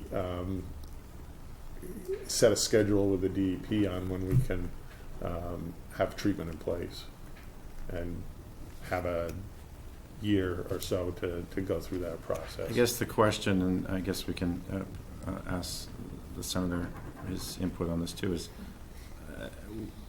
the United States Army has to have some. I mean, I can't contaminate my neighbor's well and then say, well, I dumped motor oil down the storm drain for 10 years and sorry. Good luck. Yeah, and I don't know the legal process for that. I know, for instance, Acton's wells were contaminated by W.R. Grace, and there was a big legal settlement with that. I know Groveland's wells were contaminated by a machine screw company, and that was a Superfund site that ended up covering the cost of their contamination. But when you're dealing with the federal government, things tend to... Yeah, and so that's one of the things that we have to figure out. I am keeping track of all the costs that we're spending to date. So that I was going to say, you've already invested quite a bit just in time and effort and studies. Well, just to hire the engineering company to do the study was $20-something thousand. To do the water quality testing is expensive. So anything like that, we're tracking. And $5 million, I'm assuming, is just a number you kind of blanket put on there, right? Yeah, I mean, I'm guessing it's probably it's less than that. I don't have a real number, but that was the number that they used in Westfield, and Westfield's is a little different than what we need. They needed more piping because the plant wasn't next to their well field. They were basically taking two wells and piping them together. Have any of these towns had any luck with recourse, like with the air station in Westfield, or and like of getting any type of financial? Westfield has not gotten anything from the air base. I don't know about Hyannis, whether they're having any luck, and I don't know about Hudson either. So I mean that I appreciate. I mean the DEP has to do something. I mean, who knows? This could be a chemical that's studied 10 years from now, and they find out it contributes to. We know how that works. As benign as it seems now, but I mean that's not like they're asking us to spend $100,000 on some new filters, which is nothing to sneeze at. This is $5 million that we didn't expect to be thrown at us. Mm-hmm. The discussions, Mr. Chairman, that we've been involved in on that issue, I mean, ultimately, it's the position of the DEP that in the end, it most likely probably falls with the Department of Defense and or the EPA. And I think our approach on the legal and financial end obviously will be to put the town in the appropriate trajectory for that. The problem is that by the time we ultimately are successful in getting that money, it could be decades from now. But it could be litigation. But we will. We are working to make sure all of that is in place so that the town's interests within the legal and ultimately the financial reimbursement. And DEP has been supportive in that sense with respect to that. So that is a concern. But I think that as what the superintendent has outlined, I mean, if it continues in this direction, those costs will all largely be forward funded by the town in some form. But where does it end? Like if 8 is contaminated now, in 5 years is 7 or 6 or. Well, if we would treat for. Would you have to more infrastructure? I mean, would this? No. This plant, because the way the treatment works is it has everything to go comes through. into. It goes through our treatment plant, so it's polishing at the end. So it has to be able to treat for all the wells. The difference is as the contamination level increases, the carbon has a certain capacity and the carbon life is shorter. Mm-hmm. But we're talking about parts per trillion, so the carbon has a fairly long life. It's more other constituents in the water that may use up the lifespan of the carbon, but it's not like we're going to be changing carbon every year. It's probably every 10 years, something along that line. Okay. But we don't know if there's an I can never say that word. Implementation, like, is it right away? Is it within 6 months? Is it? I haven't gotten an answer on that yet, and I don't. Because that would be helpful. Anybody has found out on Tuesday, it has to be fixed on Wednesday. And one of the things I didn't talk about on the slide is, so the state does have a funding source for water treatment, and we would be probably at the top of the list of what they call the SRF funding, revolving loan fund, but it's a low interest loan. It's a little bit better than market rate now, and as rates go up, it'll probably be a lot better. But the problem is right now we're kind of out of sequence for that. Sure. Generally, you send your application in the early summer, and they finalize the list right about now. So we're about a year off if we wanted to get money from that, unless they decide to do some sort of an emergency program for that. Are there any private wells up there? Are there people that should be? I mean, I know it's. I don't think we have any private wells in Ayer. I don't know about in Harvard. Okay. But Harvard's on the other side of the brook, and the brook will act as a barrier. I could care less. That's Harvard. They can do whatever they need to do. But there are, up in Merrimack, New Hampshire, there was a chemical manufacturing plant that caused a lot of contamination of private wells. Mm-hmm. And it happened in Groton over at Semiconductor there in 119 back in the late 90s. Yeah. That whole area was contaminated. There was a lot of. I designed the water system. No, so you know exactly what I'm talking about. My grandparents lived down there, so that was a constant, and that was along the river. And that was a severe contaminant, if I recall. It was nothing like this. It was Hey, Chris. Yeah, Gary. Hi, Mark. How you doing? Good. Is this a state EPA change, DEP change? It's a, Or yeah, federal? right, the federal has an advisory, they don't have any regulations, but certain states are setting their own regulatory requirements. So this is a change of the rule by the state? Yes. Okay. Does Did they one, give any explanation why? I haven't really asked that question other than they feel it's enough of a health risk that they need to start dealing with it. But they haven't Okay, thanks. identified what the health risk necessarily is. Well, there is a lot of information on it. It's just a matter of, this doctor says this and this doctor says that, and there's not enough long-term studies on it. Well, one of 4 out of 5 doctors. Well, I haven't studied that take yet. fish oil, don't take fish oil, you know what I mean? You can get I do have, good if you are interested in some information, I have some, but I just haven't had a chance to just sit down and crank through it. This, Well, I gotta say, even the moment this was brought to your attention, I think you've been very proactive. Absolutely. As much as possible, so that is very much appreciated and noticed. It just, Does federal, I know in some, like, obviously, state supersedes towns. Does federal anyway supersede a state in terms of action on this? Not that I don't want to deal with it, I don't think the federal government could say Yeah, you can't set your own contaminant level. okay, even though they caused it, roundabout way. Okay.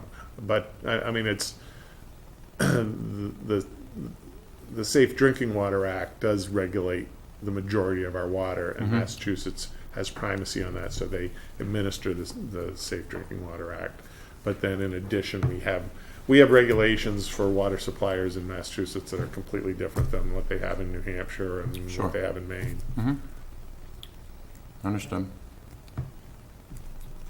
I like these out of nowhere things sometimes. I love how they always cost a lot. All right. Well, thank you. I don't know what else we can really do.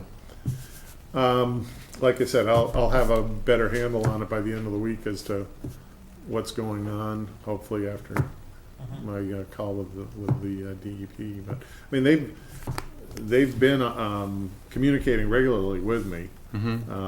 It's just that they don't have a lot of answers, so I don't have a lot of answers. Sure. So, but we just need to make sure that we have plans. One thing that that I have looked at,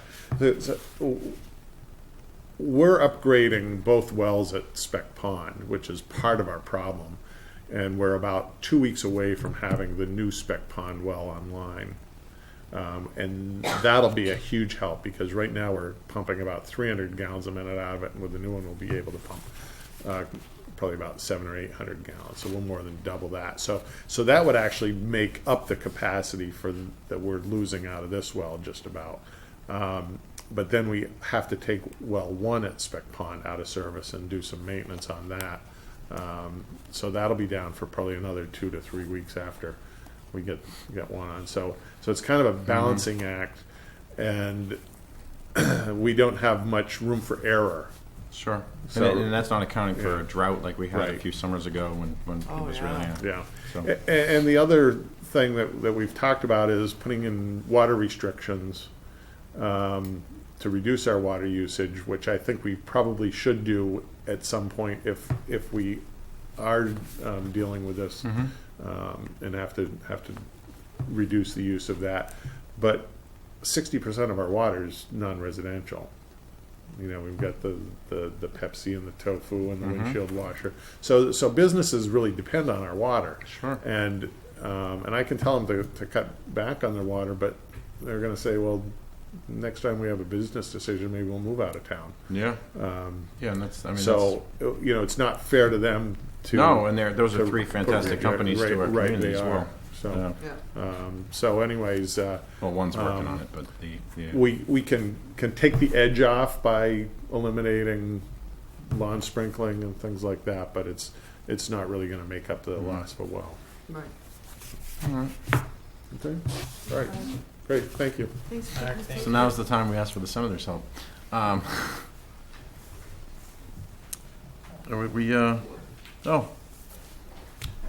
Senator Eldridge, welcome. Come on down. That was a great presentation. Yeah, Mark's been on this for quite a while. He's been very proactive about this. Yeah, commend you for it. I guess our concern or our problems are is we know who the contaminant was. Thank you, Senator. And the frustration is, and I don't blame the DEP, but I mean, that's $5 million to fix your problem. We know it wasn't caused by you. We know who it was caused by. Right. How do we how do we go about that? And I don't know if you have. I mean, that's such a tough thing with the. Yeah, and part of it is the federal government, and of course, this happened a lot at Devens, where the Army or U.S. government contaminates something, and then there's not the money to do the cleanup, so you still have some Superfund sites at Devens, and obviously across the country. But there is part of it, and I understand the frustration with water districts, water suppliers, is the state's not providing enough funding, whether for maintenance or for infrastructure. So, as Mark had referenced, I did chair a Water Infrastructure Finance Commission that highlighted the gap, but also talked about different proposals of basically raising state revenue to dedicate to water districts or cities and towns for water infrastructure. So almost like a Chapter 90 for water, or like something along that line. Yeah. Yep. Exactly. Yeah, but it would actually raise revenue. So the proposal would be 70 cents per 1,000 gallons of water withdrawn from all businesses' homes, and it would create a fund for cities or towns for infrastructure. So. Which is sorely needed throughout all communities. I mean, the superintendent's been very proactive here about hopping on infrastructure, which we all support, but we don't have $5 million in this. Yeah. I mean, I guess we do, but it's just frustrating when it comes out of. Right. We don't want to spend it. Yeah. But I guess that's a good way. Yeah. I'm certainly happy to reach out to DEP. They're generally, I find, pretty understanding and flexible in terms of the, timetable. So. Well, I think that's the variable, Mark, right? I mean, they could come in and say, right now, it's within 2 years or whatever, you have to implement or, get these levels. That's doable. If they say within 2 weeks and you have to start shutting down wells when we get into summer, I mean, I'm assuming a $5 million fix is, I mean, that's town meeting. I mean, that's a whole, that could be a ways off. Yeah, we, one of the things we looked at, so fortunately, I think, some of these interconnection options, they'll take a little while to implement, but, Littleton, we can go open a valve, assuming we can manage that interconnection. Well, number one, using that well, is the same thing. It's basically, turning a switch and opening a valve.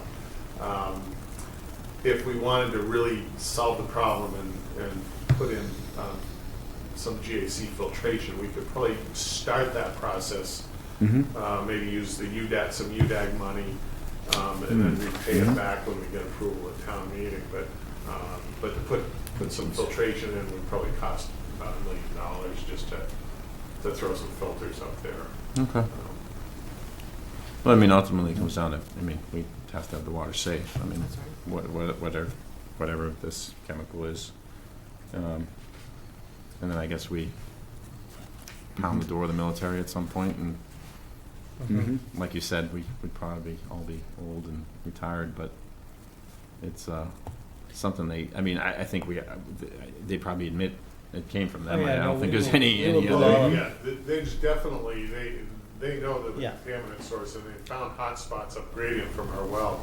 They're just not, they haven't come close enough to our well. It's the frustration when you go back to '96 with the base closures, and I think, Ayer has been phenomenal in the way it's been handled in terms of revitalizing this economy, but you walk away from something, it's not like selling, like you or I selling a piece of property and it's the next guy's problem. I mean, they left, they set up the UDAG and buy, and now we're dealing with 25 years later, we're dealing with contaminated water and all sorts of other things, and, well, sorry, we're gone now. But we still kind of own the property, and, That just frustrates me. Yep. Stuff that was unforeseen back in '96, I guess, or maybe Yeah. just over or just left.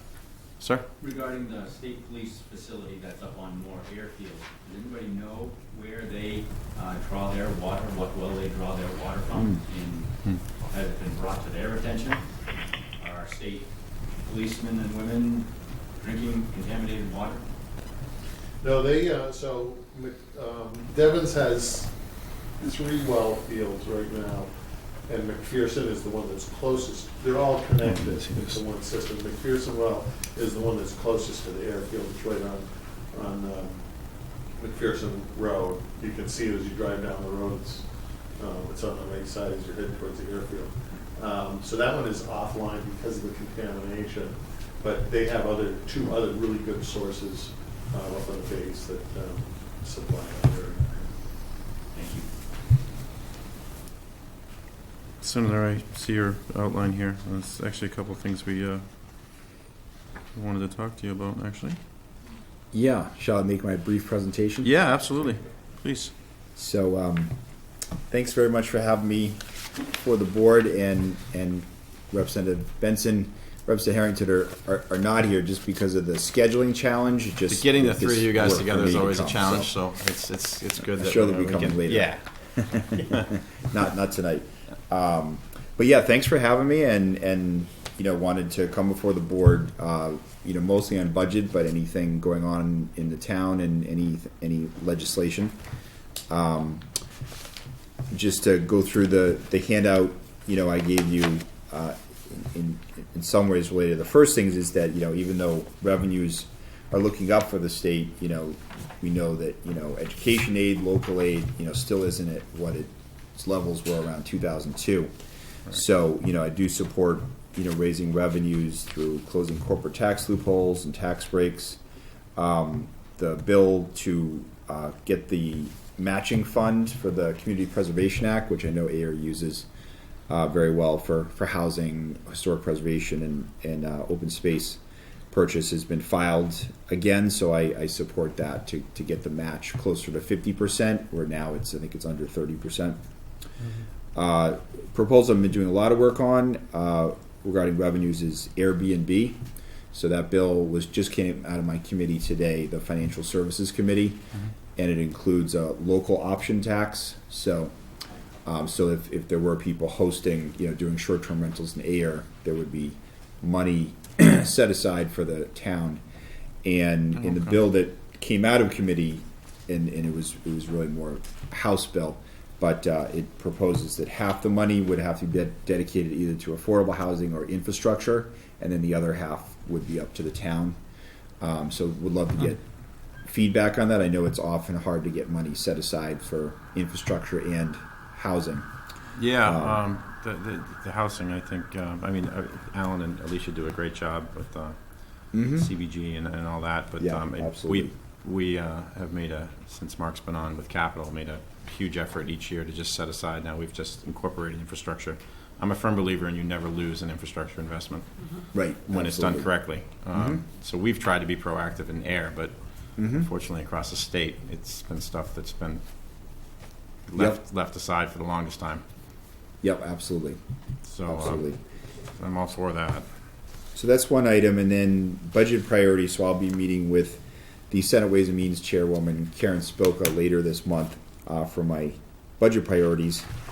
So of course the first item, this is at the bottom of the first page, is protecting local aid, Chapter 70, Chapter 90, sped circuit breaker, regional school transportation. I received a letter from the Ayer Shirley School Superintendent and School Committee. It was level funded, right?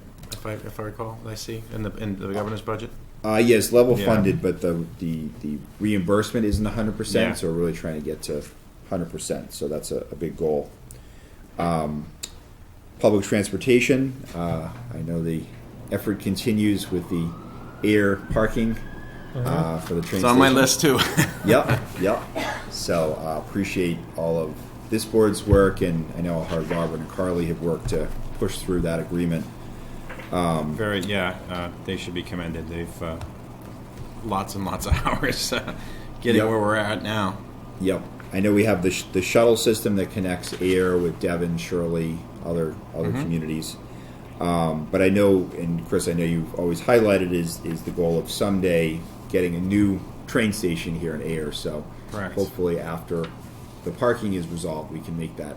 Well, as you know, it was always dangled in front of us. Well, once we get this access taken care of, we'd be more than willing. Well, Right. we're almost there. I mean, we own the land. I mean, we're ready to go here in the spring. So Yep.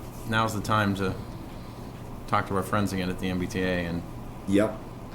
And this fall, all of us will be voting on the so-called millionaire's tax. It's a 4% tax for anyone earning over $1 million a year, and it could raise around $2 billion. In the legislature, in the constitutional amendment, it's committed half of that to education and half to transportation.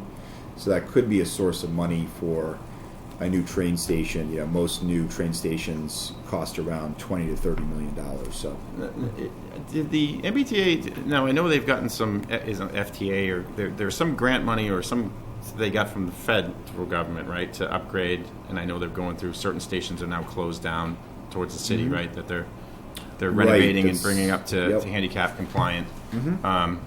Obviously this one didn't make the cut, I guess. Well, I don't know if Ayer was ever proposed. I don't Yeah. think that was ever proposed. We actually talked to Mark Boyle last week on the weather matter. Okay. We had asked him about that, and he said there was no money in this year's capital improvement plan for handicap accessibility anywhere in the state. Oh, because That's I what was, he I told was, us last week. yeah, I thought they had gotten some. Seems sad to anybody. Yeah. Absolutely, as someone Yeah. that has a handicapped child, I think it's just it's disgusting almost that it's not a Chris? bigger issue. Yes, Gary. Yeah, I mean, there's, hi, Senator Eldridge, sorry I Hi, couldn't. Gary. That is just disgusting that there's even a reason why we can't have a handicap accessible platform. I wanted to ask, they were supposed to redo Chapter 70 in a way that's more equitable. Has anything come of that? Gary, do you mean addressing, having it funded by mile of road or something else? There was supposed to be a plan Chapter in 7. I'm place sorry. to Jeez, sorry. Chapter figure out a 7. better way to distribute the Chapter 70 money. Yeah, I'm sorry. I misheard you. So Chapter 70. So there was many years ago an effort to make sure every school district, received at least 17.5% of its school funding from the state. At the time, then it was just Ayer, and now Ayer Shirley, already receives more than that now. So that's not going to help Ayer Shirley. But what we're working on now is the Foundation Budget Review Commission recommendations. Yes, that's what it was. I was thinking. Yep. Yeah. So that addresses health insurance costs, which I know eat up a big part of school budgets. On the list. Yep. That's always an issue for towns and schools. ELL population, so those who don't speak English when they arrive here. Special ed, the rising special ed costs. So, and then Chapter 70 as well. So the idea would be to reform that formula to address, all of those increased costs. And I will say the Senate's been very committed to that, so we're hoping to pass that as a law. But then, of course, you need the revenue to actually make the change, and that's where I mentioned the millionaire's tax is something where the legislature, if that passes, the legislature will decide where to spend that money. So I'm certainly prioritizing Chapter 70. Okay. Yep. So those are that's the first page. The second page, number 3, maintaining funding for vital social safety net services, including programs to help the homeless, low-income families, at-risk children, those with disabilities, and the elderly. So, for example, the councils on aging legislature, hopefully will increase the amount per senior, usually like $1 per senior. So, however many number of seniors are in town, the town would get an increase. So that's just an example of something I'm advocating for. To your question, Gary, the fourth item, I know you can't see it, is begin to fully fund the recommendations of the Foundation Budget Review Commission. So that's listed. Number 5, talking about capital infrastructure, including water infrastructure, higher ed, libraries, and public schools. And then the last one, which I really see as a legacy of the Senate district, going back to how I sort of got my start in government and politics, working for Bob Duran, the former senator, and then my predecessor, former state senator Pam Rezor, is protecting the environment. And there's a campaign by the Environment League of Massachusetts to get to 1% of the state budget being dedicated to the environment. Right now, it's really only about 0.6%. So that's everything from protecting open space to protecting your drinking water to ecology and then water infrastructure. So that's certainly something I'll be advocating for. And then just very quickly, I just want to mention, and I know, Chris, you've been a tremendous advocate, and this board has, and I've talked to Carly and Robert at different times, is the issue about the odor from the Nasoya tofu facility. Mm-hmm. So I was unable to go when Rep. Benson and I think Rep. Harrington went. Yeah. So I visited last Monday. I met with the manager, and I toured the facility. And it's my general impression that they're finally committed to serious infrastructure improvements to address We agree. it. I mean, it took, I don't know, Gary, when did we, it was almost a year ago, right? We started, we had them here. Mm-hmm. And I don't know if you ever experienced it, but I did not. It was. Have you ever driven through Georgia? Seriously, I'm not trying to make a joke. No, seriously, you're driving down to Florida and you drive through Georgia and everything. There's I guess a paper plane. Hopefully nobody hears from Georgia. Mm-hmm. So, if you've ever smelled that smell, times it by 10 from what I understand. Okay, Okay, because it's very noxious. I think it's been bad for a long time. Right. And then, we had some new families move in, and I don't know what they did, whether it was we talked about maybe the trees that were cut down, maybe dispersed different, but it was, I can't even explain it to you. If you can't, there's no way to explain on those bad days.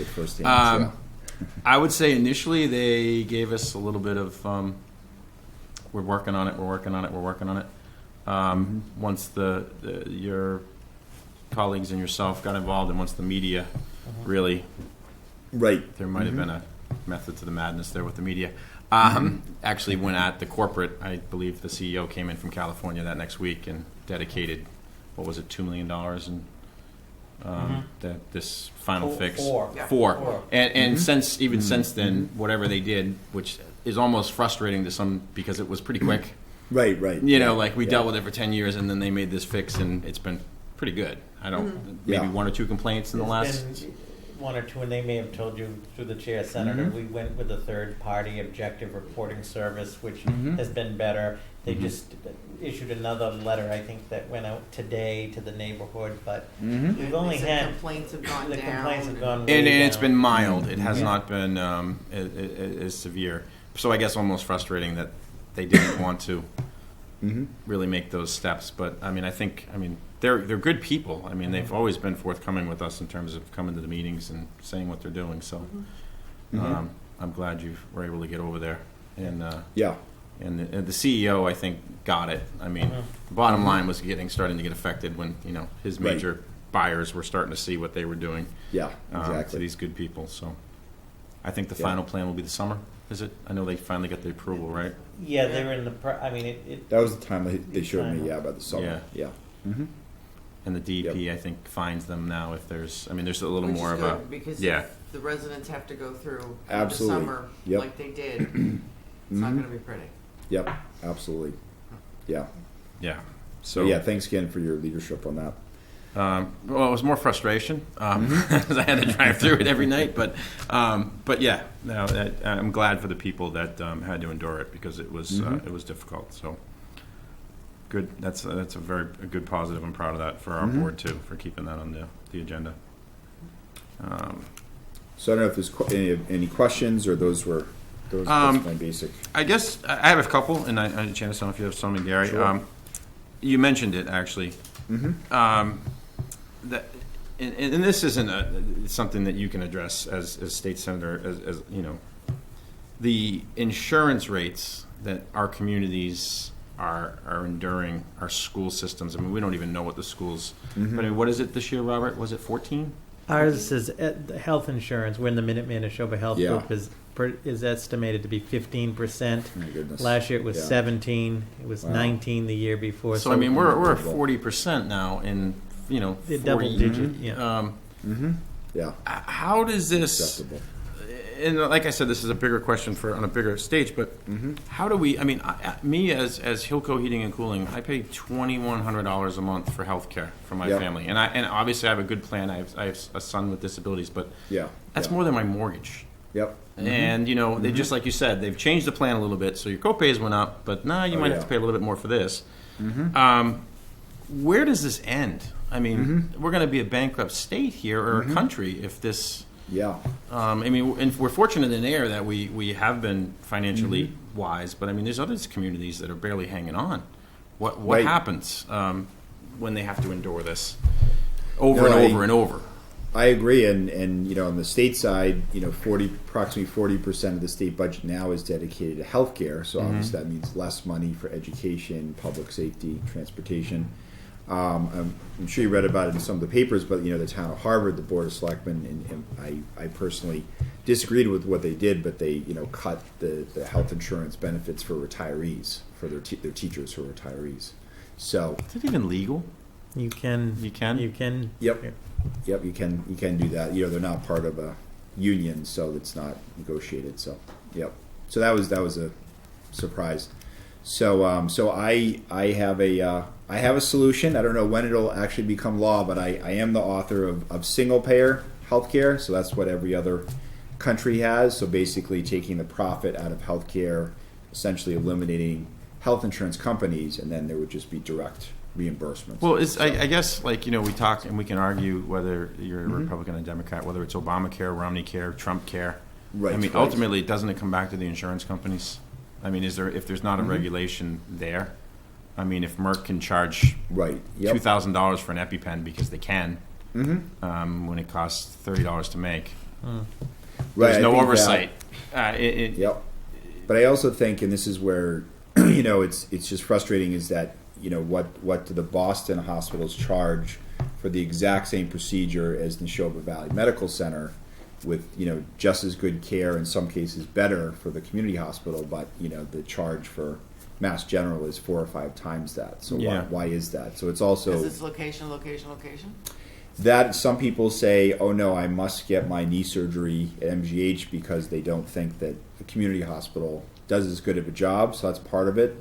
But it's also just that, because of that, they can charge. And it's a whatever they stigma. want. I mean, you remember, Yeah. growing up, you don't go to Neshoba, and now, I mean. No, I was always, you don't go to Boston. Yeah, but I'm just saying, I think, our hospitals, I mean, obviously there's things that you have to go to Boston for, but. Right, yeah, obviously more serious. But I mean, you get to the point where they have to bill so much, if they bill 10 grand, so they can get 3 back from the insurance companies, and wouldn't it be nice if you can get your electric bill, and you said, that's $300. I'm going to give you 20. And there's nothing they can do about it. So where does it? I mean, and then they have to manage free care, and I guess we've been talking about it a lot. I mean, it's hard for people, and I know people who get free care don't get the same care that someone like me who has a plan that pays that type of money does. Right, but right, yeah, it's frustrating. yeah. I mean, I guess what's also frustrating is that the idea is that, and again, we can argue whether it's Romneycare, Obamacare, whatever, it doesn't matter. What matters is that at some point in time, it was argued that, the doctors and the patient would be more in control. Right. And yet, the insurance companies are still in control. Absolutely. Yeah. They're still the ones fighting the doctor as to, what the prescription is, how the prescription should be written, how the procedure should go. My and mother had some whatnot. medical issues. So we and- never solved that problem. No. Or if we did, it Right. lasted 5 minutes. Right, because that eats into their profit, so that's why they. Well, various Right. plans. Right, which is one of the reasons why we were Yeah. supposed to go into, this universal health care, which I don't have a problem with the concept of it, but something's going wrong here. There's just something wrong, and if it doesn't get reeled in, we're right back into a mess that we were in before we even started all this process. Well, it's not sustainable. I mean, No, it's not. That's I mean, exactly it. And I guess that's the problem. We knew it wasn't sustainable, And I guess this is where it gets frustrating, you know, untangled. Someone under there. Is the old, you feel like, you know, not necessarily you, okay, it's, you just happen to be seeing Yeah, right. is that the can gets kicked down the road. Okay, we created this. Now we're gonna put it on the shelf, Right. Yep. and then it becomes the mess of yeah, we got a problem. Right. And I that's the problem, because every bylaw, policy, law has to be reviewed periodically and always needs an adjustment. And that's what feels like doesn't necessarily get done. But at the same token, you get this done, and then you got to move on to this, and then there's always this. So, you know, you can also make the argument as to when you get back, but something needs to be done. This needs to be reined in. Right. Yeah, the only thing I would say is just, you know, Romney Care and Obamacare, you know, Republican, Democrat, at the end of the day, they're both are just expanding access through health insurance covering more people. So you're still dealing with health insurance. So, you know, my idea is to essentially move away from health insurance and just direct reimbursement and avoid the third-party costs and advertising and everything. So There's no regulations on insurance companies. I know. Like when National Grid wants to raise the gas rates, it has to go before you know a committee at the State House, and they have to, you know, deliberate it and say whether you can raise the rates on gas or electric. right. Insurance companies are completely. Right, there's proposals from time to time to regulate health insurance companies and providers, the rates, you know, for, you know, to say that the rate for Boston Medical Center to do a procedure should be the same, you know, as a community hospital, or about the same, but those haven't passed yet. So, but in my mind, that's really part of healthcare as a right. That would be what that would be. So. All right, I guess like I said, it's not anything you can solve on your own. We've been talking about these rates, and I just, you know, we get 40%. Yeah. I mean, and there we lock ourselves into these 3-year contracts. You know, we make contracts with the union. I mean, it's a committee, you know, to us, and then we have to go back and, you know, and it affects everybody that works for the town, and it's hard, which then ultimately affects the taxpayers. And we have no say. That's the frustrating part. Right, exactly. Exactly. So, what else did we? So, in terms of the, I guess another thing, and I know you've been very helpful in the past with the cleaning up the Rotary. Very helpful, actually. You got the whole ball rolling back in 2012. We have been. We noticed, I guess, Ayer has become the, or was the dumping ground for the MBTA. We had Willow Road, Sandy Pond Crossing. We have the rail yard over across the way here behind the train station. Sure. All along the tracks. I don't know if you noticed, we put a nice, beautiful fence in across here over the summer that we approved. Carly and Robert were able to, I believe, was it Mr. Boyle directly that you spoke to, or someone at Keolis that came out, and they did some cleanup. Yep. But it's not anything near where it needs to be. Okay. And you know, I'm in other communities. I'm in Acton a lot. I'm in Littleton. I constantly have the radar up. I don't see these dumping grounds. I don't see, and maybe it was tolerated here for the longest time. I'm not saying they did anything wrong. These railroad ties. Railroad ties. Okay. You know, when they upgraded the tracks. You know, old posts and cement. You know, just dumped. You know, right at Willow Road, right between the tracks, which is Pan Am property. That was my question. The MBTA or Pan Am? That's one of the challenges. It's so I would say. I mean, Pan Am has its, and I know Pan Am's private, so it's Pan Am has the railroad tie issues, but I mean, for the most part, they're pretty responsive. I mean, I think for them, we have a pretty good relationship. Chief Pedrazi's, can get them to move stuff for the most part. I think we've been okay with them. It's the MBTA. I mean, I just think they owe us a, we're going to clean it up. This is what we want to do. I mean, we kind of are a partner to some degree.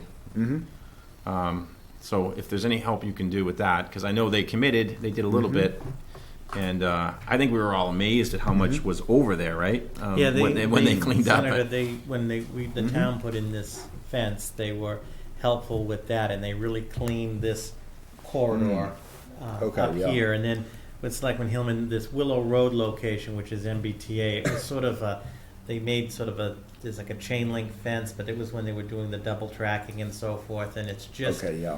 and there's a lot of traffic by there. We have yet to address that. And then where the platform is, and we've had these discussions with the MBTA, obviously, we're putting a $4.5 million thank you. Dick Cranberry. Oh, wow. Yeah, they're pretty good. It's tough getting out of the container. I know we've Thank you. discussed with Mr. Boyle and so forth, the town will have invested $4.2 million in the project, and we know that the next step is obviously the handicap platform and so forth. Right, But exactly. Mr. Boyle had said the importance of some interim improvements to the actual MBTA platform. If you go out there, and I know you've been out there, just Yep. the overall, not just the aesthetics, but some of the conditions there. So, and Sure. then I think what Selectman Hillman was mentioning, all in that back there, some of that is Pan Am, and we have yet to get them back. Pan Am and MBTA, it's sort of like just a rail zone out there. Just Okay. piles of stone, whether it's contaminated or not, just piled up. I mean, aesthetically, it's awful. And I mean, I don't think we're asking for a lot. I mean, it's basically come in Right. and clean up your railroad Yeah. ties that you've just thrown and your trash and your, I mean, Yeah, so we should schedule a walkthrough to get the MBTA to come out. Have yeah, them I mean, they come came out to this area. Did they ever, I mean, because Willow Road, and then did they Yeah, claim we- it was, we We did- did, Kevin did. We did do that. okay, To Yeah. all the sites. yeah. And We he also got have it. photos. We Oh also no, I think Kevin's great. Yeah. I mean, I've spoken to Kevin Mhm. before, and he gets it. It's just you know how that goes, and then Yeah. it moves up the chain, and then something else goes on. But I mean, I don't think it's a major infrastructure improvement. I mean, it's just a matter of cleaning up. Pick up your mess. Yeah, like I guess it was considered okay for the longest time, so they just left it. I mean, the pictures, Carla, you sent when they did the cleanup over here, just what was on the ground was amazing. I mean, they had the biggest front end loader I've ever seen, which is grappling railroad ties that were just Yep. across the street from Town Hall. Mm-hmm. So if there's anything we can do, Sure. I mean, Yeah, I I'll don't reach know. out to MBTA. Yeah, I mean, we've had a pretty good relationship with Mark Boyle, but I don't know if that falls under him per se, but Sure. I don't know if you've seen the designs for our new, what are we going to call it, plaza over here? Yeah, the park. The park? Yeah. I have if you- not. Yeah, they're great. We'll have to send you, I mean, it's going to be beautiful. You know, sitting great. areas, trees, and then we're going to have that, Yeah, that's great. whatever it is. We have a fountain. But whatever that rail station is. So, you know, something that, you know, we can maybe ask you to help us with a little bit with that cleanup. Sure, absolutely. And I understand it's winter. I mean, this is something that might have to wait till spring. We can get the ball rolling now, so. Gary, do you have a question earlier on the courthouse? No, I know the courthouse is kind of in deplorable condition on the outside. And I was wondering if there's any money available state in construction or whatever else they use. They put it for even giving it a paint job. Sure, yeah. I mean, there's a court bond bill I think we've passed a couple years back, and I don't know if it's, you know, if Ayer District Court's on the list, so I'll check on that. Okay. But I think even now, Gary, I think the steps, like there's only one set of steps on the front that is actually accessible because the rest are all decaying. And It's been like that for years. I know they have caution tape out there. Yeah, there's so yeah, many public buildings like that. Yeah, and it's just unacceptable. Mark. Yep. Yeah, and speaking of the courthouse, earlier tonight, before Senator Eldridge got here, the Economic Development Department talked about the CDBG project that we're going to be applying for, which is redoing Prospect Street behind the courthouse. And one of the issues we have back there is it's kind of haphazard parking. Okay, sure. You get their parking lot has this huge curb cut that comes out on the road, so it hinders the sidewalk. The police tend to park on the sidewalk on the opposite side of the road. So we want to make sure when we redesign the road that we make some improvements around there. And I've been trying to get in touch with. I'm not sure. I talked to the maintenance man over there. And he's talking to his boss, but it's kind of this another bureaucracy. Right, it's right, hard the to courts. drill down and say, what's your plan here? And if we Right, do this, okay. is it going to be a problem? So if you could maybe sure. make a call on that, it would be appreciated. Sure, absolutely. I will do that. Yep. So I know DCAM is the ones that kind of Yeah, they're manage usually the in charge of projects, the but I'm not court. sure where it gets started and who approves what. Right, exactly. Absolutely. I will be looking at that. Thank you. And as you mentioned earlier, we're always looking for Chapter 90. I mean, it's been pretty much level funded for. Well, it actually went down, right? Yeah, so as I think you were aware, Senator, our Chapter 90 money recently was adjusted downward because it took into account some of the jobs and so forth in the Harvard piece, and I know that Superintendent Wetzel worked with Representative Benson, so it was adjusted somewhat down, but also It was significant. Yeah. It was a significant Okay. It decrease. was about a $45,000. Oh. Okay. And Yeah. And as we know, we all would like it to be more. And then in Yep. addition, the superintendent's work that he's done, it was conservatively about $4 million in paving needs. You had a presentation to bring all of the roads up to. Yeah, well, it's probably more than that. It's probably Get more than everything that. up to what we need Yeah. to be, But our town has committed through the capital process to supplement the Chapter 90 because our borrowing capacity, about $150,000 is proposed to sort of supplement that. So I guess the question is, what are your thoughts or what's in the works on Chapter 90? We always talk about Chapter 90, but is there any plan to improve the formula or What would your suggestions be to improve the formula? What's the, because I haven't heard about how to improve the formula. I don't Besides know. just more money. No, I think the that improving the issue formula? that we had, and I don't really know how it worked. I think the formula is relatively a fair formula because it looks at your population, your miles of road, and your employment population. What ended up happening was someone, and I asked for the data if I could see it, and I was told it was confidential. Really? Yes, but someone said that they looked at the It's only confidential. That employment population that's not deficits secrets of the that state. we were getting credit for, and it was about 4,000 people, the jobs. We were getting credit for it, but they said, but that we really discovered it was located in Harvard, so we lost $45,000. Harvard gained some money, but they don't drive through Harvard to get to Devens. They drive through Ayer. Yeah. So, Yep. Right. So that's kind of a fallacy in the formula, and I think also, and I know that the Senate has been very proactive in trying to increase it by another $100 million, and it was successful 1 year. That makes a huge difference. A third more money. It really is big. And that was 2 years ago. Is that correct? That was 2 or 3 years ago. Yeah. So 2016. Yeah. So I would expect we would do Chapter 90 again this year. Yeah. I mean, it's a great program. Oh yeah. Because what's nice about it, it's not a use it or lose it either. So if we get 240,000 and I only spend 220,000, that 20,000 stays with us for the next year. It works really well. But I think if you looked at it for and Ayer's not unique.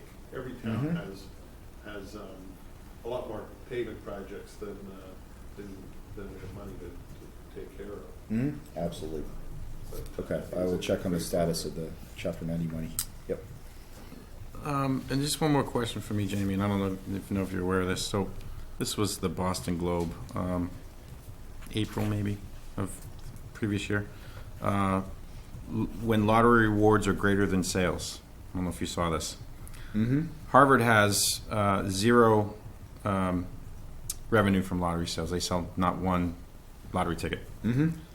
They receive $1.3 million from the lottery. Next on the list, Ayer. $7.8 million in lottery sales. $700,000 in lottery money. Yep. Littleton 5.4. They are $45,000 less than us, $655,000. Shirley 4.9, $1.2 million. Groton 2.9, $15,000 more than us. Lancaster $2 million. They're about $80,000 more than us. Doesn't that not really seem like a fair, I mean, Ironically, all those people from the other towns drive into here to get the. well, Right. I mean, Right. if you really look at it seriously, I mean, if you want, people from Harvard, if they want to buy their Mega Millions or whatever, I mean, I don't play the lottery, but Right. you're coming here, so you're on our roads. You're, God forbid you're in an accident. You're using our, Right. Yeah, and I know that the town manager in Harvard said, well, we use that for our police, and I'm going to make a big deal if that ever changes. Well, I get it, but Well, we can make a big deal about For- the fact for that the they Harvard pitch board. in Yeah. nothing, and we're paying for them. yeah, So, I mean, you know, you take all our kids from Devon's over there, so enough complaining. The J boss evolving. How is What should that? the future of Devon's be? Just kidding. don't even go through. I'm just kidding. I just heard Mr. Maxon hop on his bicycle. He's on his way down here now.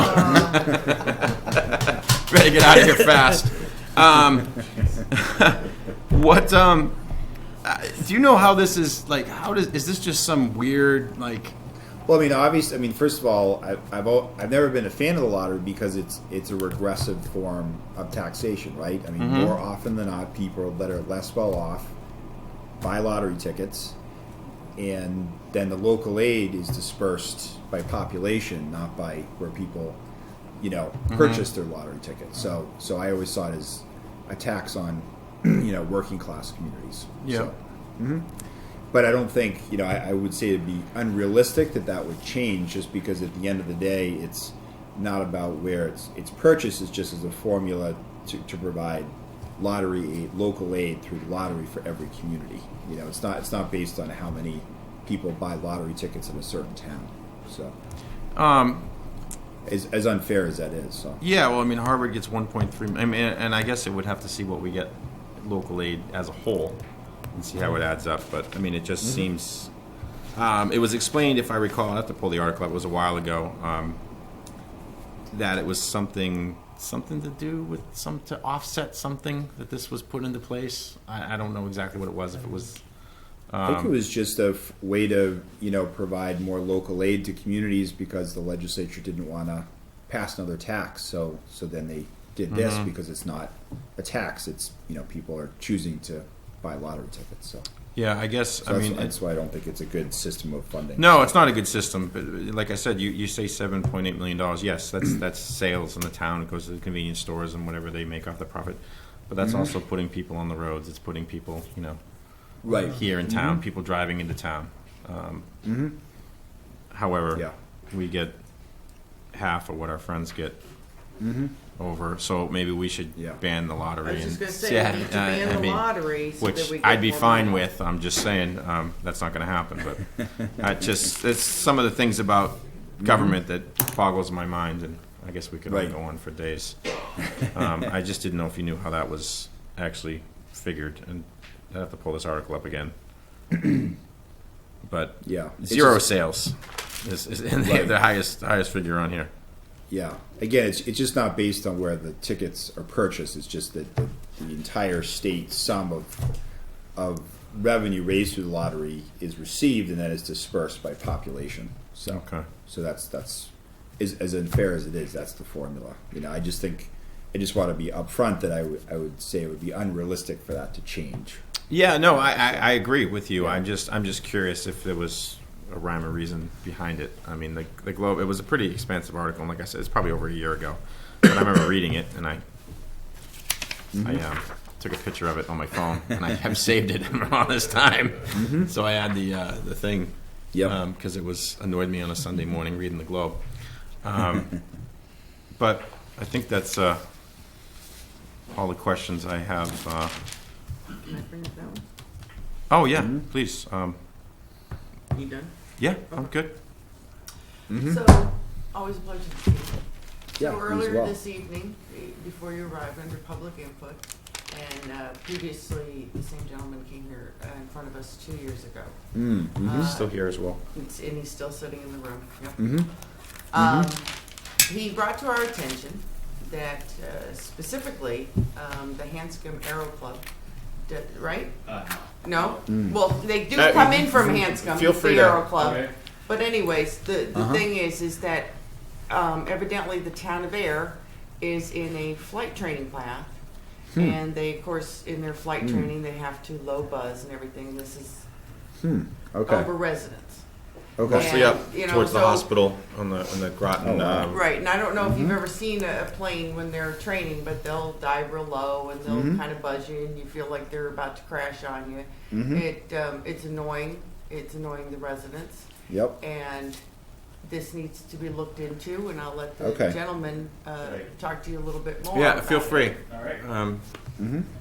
We'll keep it. I know you got a lot of stuff, but we'll keep it short, and maybe you can speak to the Dave senator. Boy, how Hi, are you? Dave. Jamie. Nice Nice to to meet meet you. I'm a Ayer resident of 23 years. My wife is a lifelong resident. We live on one of the only farms in Ayer. Oh, okay. The issue at hand is a 20-year issue.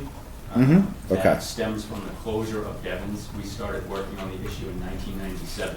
Wow. So Okay. I'll try to keep this brief, but kind of give you an overview of what we've done. Back in 1999, 200 Ayer residents came to town hall regarding an aerobatics box that was set up over Moore Airfield at Devon's. 200 residents were concerned about the noise. This went on for 3 years. In 2003, after organizing a 503c nonprofit organization with some other Ayer residents and Groton residents, we filed a nuisance suit in the state superior court. That litigation took 5 years, and we privately funded it. We were successful with removing the aerobatics box, which was ultimately a violation of both state and federal regulations. We did reach out to Massport, we did reach out to FAA, we met with both organizations. We went through our 5 years of litigation. During that period, we were bounced from the state superior court to the federal court. The federal judge ruled that it was a state and local issue, the nuisance issue from the Okay. aircraft. Ultimately, we settled the lawsuit in 2008 with there were 5 defendants. We came to a settlement agreement. Okay. Then from 2000, during that time, And forgive me, what was the settlement? Was it? it's a confidential settlement. Oh, okay. Can't disclose the terms. Although they are public now, as after in 2012 we found that the defendants were in breach of the contract, and we wound up in litigation for another 3 years. So it was a total of 8 years of litigation. We just wrapped up that breach suit this past summer. During the 20 years, we've approached our selectmen, we've approached and are now working with State Representative Sheila Harrington. She's well up to speed on the timeline of our 20-year history, and she's going to reach out to you to kind of help fill you in on some of the legal matters. And during the 20 years, while we were organizing and going through litigation, the plaintiffs on the case were targeted by another flight school based out of Hanscom. Okay. So while we were going through litigation, depositions, and interrogatories, funding this on our own, we were targeted.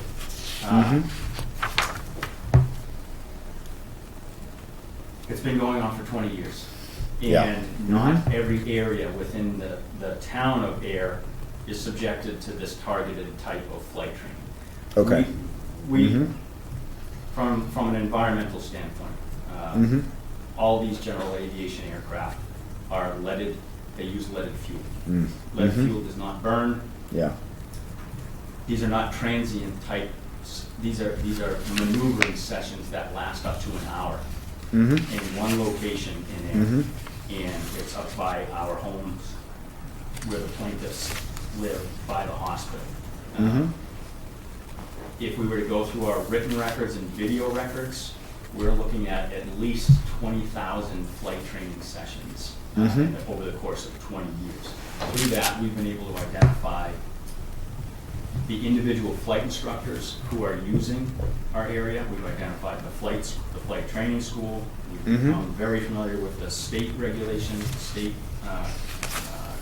chapter CMR 702, 4.02 and 4.07 regarding negligent operation of an aircraft and altitudes and noise-sensitive areas. And ultimately now, as I mentioned, we're working with Representative Harrington to oppose a bill that was submitted by Representative Kate Hogan out of Stowe on behalf of the piloting community to eliminate our legal right to seek relief from nuisance Okay. in the state house. What's the name, bill number, if you The have bill it? number is 2734.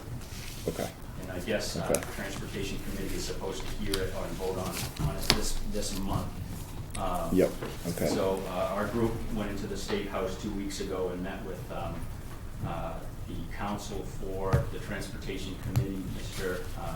Katz, who I've been in contact with, and we've been providing him with some of the documents that show the timeline and why we are opposed to this particular proposed bill, 2734. It asks that you also, if you touch base with Representative Harrington and Sure. and please oppose the bill if you choose to do so. And May I ask a question? Have there been any state or federal agencies involved? yes. Okay. Yes, yes, to answer your question, yes. Okay, what state agency? Mass Aeronautics Commission. Okay. The Mass Department of Transportation. Massport.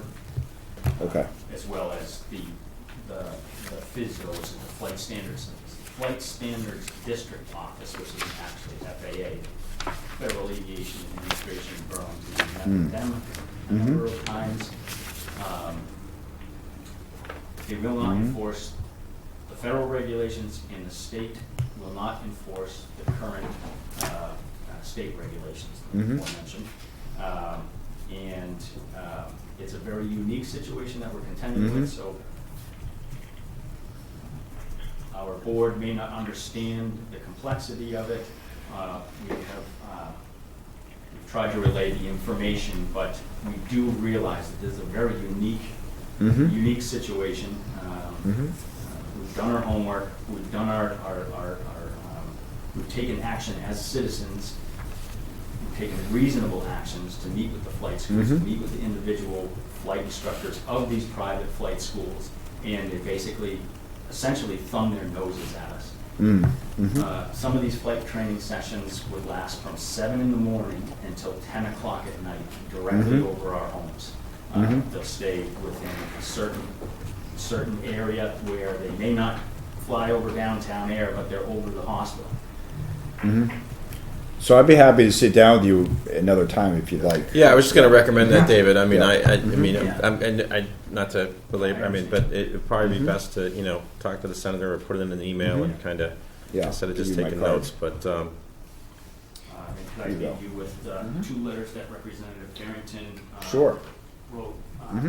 and like I said, the board's more than willing to. I mean, you want us to support it, but I'd like to see what we're supporting first. And I have to state, I do understand how somebody who does not contend with the issue that we're contending with. David, same thing with the Nasoya plant. I mean, I don't know if Selectman Livingston ever had ever smelled it. I mean, or Selectman Luca, but I mean, it was when you I fully appreciate it when I went to work. There's people who did those 300 residents, so we definitely understand.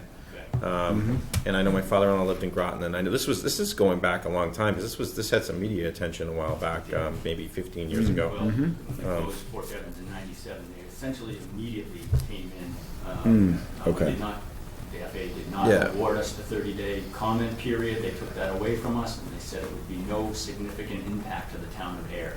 And here we are 20 years later still. And it's Groton, and even today in Westford, I noticed it at my place over there this afternoon. But Yes, thank you very much. I we're understand more than it's, willing to listen.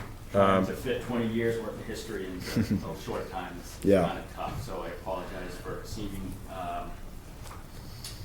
emotional, for lack of a better word, but it's been a very long, arduous road. Yeah, So, absolutely. okay, thank you. All right. Thank Very you nice to much. meet you. Thank I'll be in touch, Thank okay? you very much. So, Jamie, we appreciate you coming. I think Show up more often. Can I just add a couple things? Sure. I just wanted to mention, some of the great things that these guys are doing for us in this community. we have the Complete Streets program. I was Oh, yeah. just thinking of that, Congratulations. actually, to mention that. So we can combine that with some other funding, like the Chapter 90, and get some things done. Yep. The Small Bridges program, we have a bridge Yeah. that's coming out to bid fairly Yes, soon. thanks with the Great. reference with that. Would have cost the town a lot more money if we did the program. And the Green Communities program, which is providing some energy projects. We've redone a lot of stuff in the That's great. town with our water and wastewater plants. And we're going to be replacing all of our street lights with the LED lights. Oh, great. All covered with a grant. So it's there's a lot of stuff out there. We just that we apply for, and it really helps the community out. We really appreciate everything that they do for us. Yeah, thank you. I appreciate that. Yeah, you mentioned at the beginning on the water infrastructure funding. Yep. I know there was an idea floated out that I wasn't sure where that ended up. That was going to be similar funding to the CPA, where you could put a surtax and use that money for water and wastewater infrastructure funding. Is that moved anywhere? That's sort of a form of what I at least was trying to explain is my bill would charge 70 cents per 1,000 gallons of water that's withdrawn and into a municipal water infrastructure fund, and then half of that would go to wherever whatever amount was raised from the town, and then the rest amount would go for larger projects, so across the state. Yeah, because at the end of the day, I feel strong. Unless you have a dedicated revenue source, as you know, Well, you won't really have that money. Yeah, So, as and as Selectman Hellman said, the town has been very proactive in yes, definitely. allocating money for us to upgrade water and wastewater, and we have about $17 million worth of water mains that are 100 years old. But Yes. anyway, so it doesn't go a long way, but at least we're doing something. Yep. And, Absolutely. and eventually, we keep increasing it a little bit every year and getting other funding. So it does make a difference. But, there's a lot of towns that aren't doing it. And someday they're going to have to pay the price. And there's going to, Yeah. see it every year where, City of Lowell, City of Lawrence, they have these big water main breaks. They disrupt the whole city. And, Or bridges that are shut down, the state comes out and says, sorry, this is not safe, and then that just, sewers that break and pollute. Yeah. So there's a lot of infrastructure needs. I think this community's been very forward thinking and funded it. And we've got a lot of help from the state. well, I'm hoping our friends in Washington can come to some agreement on like a bipartisan infrastructure bill. Right. I don't know how we're going to pay for it, but they can't even Well, agree on what time I to do think lunch, much less what they're no, going I to think infrastructure is Republican, Democrat, Independent. I think everybody agrees. There has to be possible, some. yep. Yeah, hopefully, maybe. Yes. Just real quick, Mr. Chairman. Senator, it's always a pleasure to see you, and thank you for your continued support on the commuter rail project. This Oh, will sure. be the year after 21 years. This will be the year. Thank you to you and your office for all of the support on the land transfer from DCR to Yes, the town. absolutely. That's finally Really happy about concluding. You mentioned earlier the support of that shuttle service from MART is a key thing. Yeah. How is that working out? I see the shuttle. Is it yeah, picking up? It's picking up in good. terms of numbers and use. Great. Also, a special thanks to you and your office for the support on the government reorganization articles that the town meeting passed. Oh, and yeah. shepherding it. Absolutely. It's coming your way. It's cleared Yep. the House, so it's coming to the Senate. So we appreciate Yep. your support. And then lastly, it was mentioned earlier tonight, and you probably will remember this from a few years back when the town wanted to replace the windows in the town hall. Oh, we yes. had a whole Mass Historic we Commission. had a whole energy Yep. project, and it went out to bid, and it would have been about $160,000 to replace all of the windows of the town hall. And if you recall, the sticking point was with Mass Historic. Right, They, right. And I know you made some calls on Yep, our I did. behalf I and think a letter. you wrote a letter actually And, as well. and Yeah. we would like to, and we can talk in the interest of time, maybe tomorrow offline. Oh, sure, yeah. We do want to, we have a new facilities director, but we do want to revisit that because Okay, sure. we can respect Mass Historic's position, but it seems they'll let us Yep. put bulky storm windows on or Right. replace the windows, but it has to be 100% old growth original wood.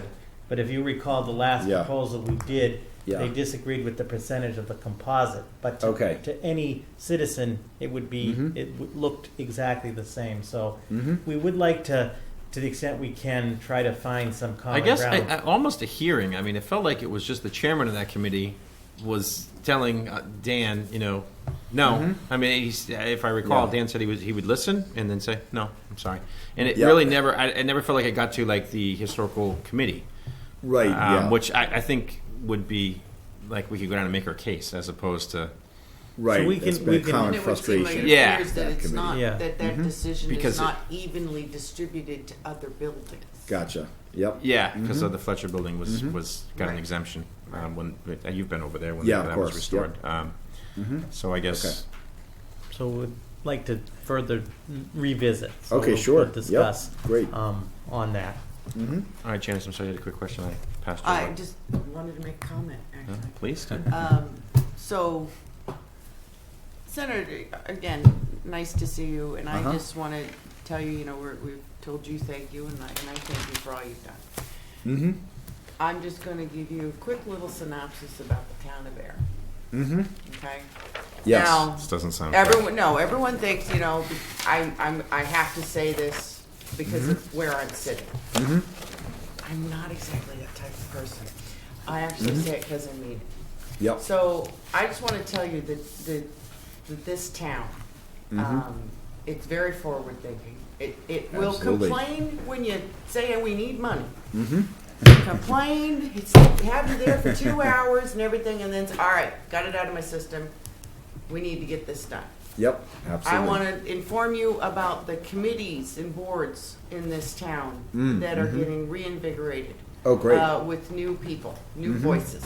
Mm-hmm. And That's great. I just want to share with you that this town Mm-hmm. is kicking butt in Yeah, a wonderful absolutely. way, and we are number one. Don't forget it while you're up there, okay? Absolutely. All And right. whatever board of selectmen I'm before, I always say that too. Smart answer. I mean, I guess Thank I you. mean, to go off that, we're still under the stigma of military town. Mm-hmm. I mean, I used to call it the Wild West. I mean, when the base was here, I think this, in the early 90s, 89. I mean, it was just a whole different Yeah. community. I would say most people don't think of it outside of it. It's amazing. I It's think like in the that. I think it's last changed, 2 or yeah. 3 years, just being in the field I'm in, I constantly hear of, well, is there property available in Ayer? People are moving, from Yeah. Acton or Westford to, downsize to a more affordable tax rate with, sea Mm-hmm. Yeah. surge and, all the things we have. So I Mhm. think it's turned the corner. It took a while. Yeah. The building up in Washington Street, the new high school, had a huge impact on the Yeah. community. And regionalization. And obviously Yeah. what they're teaching in the building, and they're, but Mhm. it's all good, right, Bryce? Good stuff up there. Yeah. Um, I saw someone putting up the sign for the sushi restaurant. Is that actually going to happen? it is, I Is believe. it still coming soon? No, from what I understand, it's something about this oven they had that whatever they came over from overseas, and was not approved for in the state. So it's like one of those things they're waiting for the approval, and Okay. but it's all done inside. It's a 6-burner industrial wok, but it's Oh, from wow. China as opposed to being Huh. bought from an Oh, approved so vendor it's- on the state list. Yeah. Okay. So the Division of Inspectional Services has to do this Okay. inspection. That's Yeah, one of okay. Yeah. I saw them putting up the sign actually. Oh, yeah, so I was Yeah. very encouraged by that. And then there's Yep. also the other pub is ready. The next to the Union Coffee Roasters. What Yeah. is that going to be called there? It's the going to be a micro. revival pub. Yeah, it's That's all right, yeah. all done inside too. Yeah. Yeah, Again, that's exciting. That's great. yeah. So Yeah. We're very, An American Very, excited, very little proud. Up and coming, but Yep. Absolutely. all jokes aside, Mhm. wonderful employees that work for this town too. Absolutely. That work their butts off Mhm. and are Most of them. creative and energetic. Yep. And just wanted you to know that. Yeah. I assure you, I already knew that, but I feel your enthusiasm. Yeah, you say that to all the selectmen. Thank all you right. so Well, much. I'm not shy to reach out. I always so if anything comes up, you'll hear from us, and Yes, I will. appreciate it. Appreciate you coming. Great, And well- sorry to keep you for so long, but No, there's a lot of lots stuff of on lots of big issues here, and glad I was able to come early. That's really why I wanted to come Yeah. in February, not in April or May, to get all these issues. Yeah, no, So- I appreciate it, and I think it's hard when we get the three of you here. It's hard to actually talk. Right. Right. So I think it kind of it's good Yeah, when we let's actually work stagger. on it next. Yeah. Sheila and Jen either together or separate. It just seems to work out a little bit better than you guys all coming together, Yep. which is hard to do for all three of you. That's the challenge. Yeah, scheduling. absolutely. Yep. Absolutely. It's So better without me there? no, we love you, Gary. You're here, Gary. You're here, just not physically. All right. So thank you. Appreciate it. Good Great. seeing you. Great to see you. Okay. And we'll talk soon. Take care. Okay. All right. Sure. All right. Thank you. Okay. Thank you. Is there anything else? Gary, you got anything else? Nope. Good. With that, I make a motion to adjourn. Second. All in favor? Gary. I Janice. Aye. Chair says aye. Good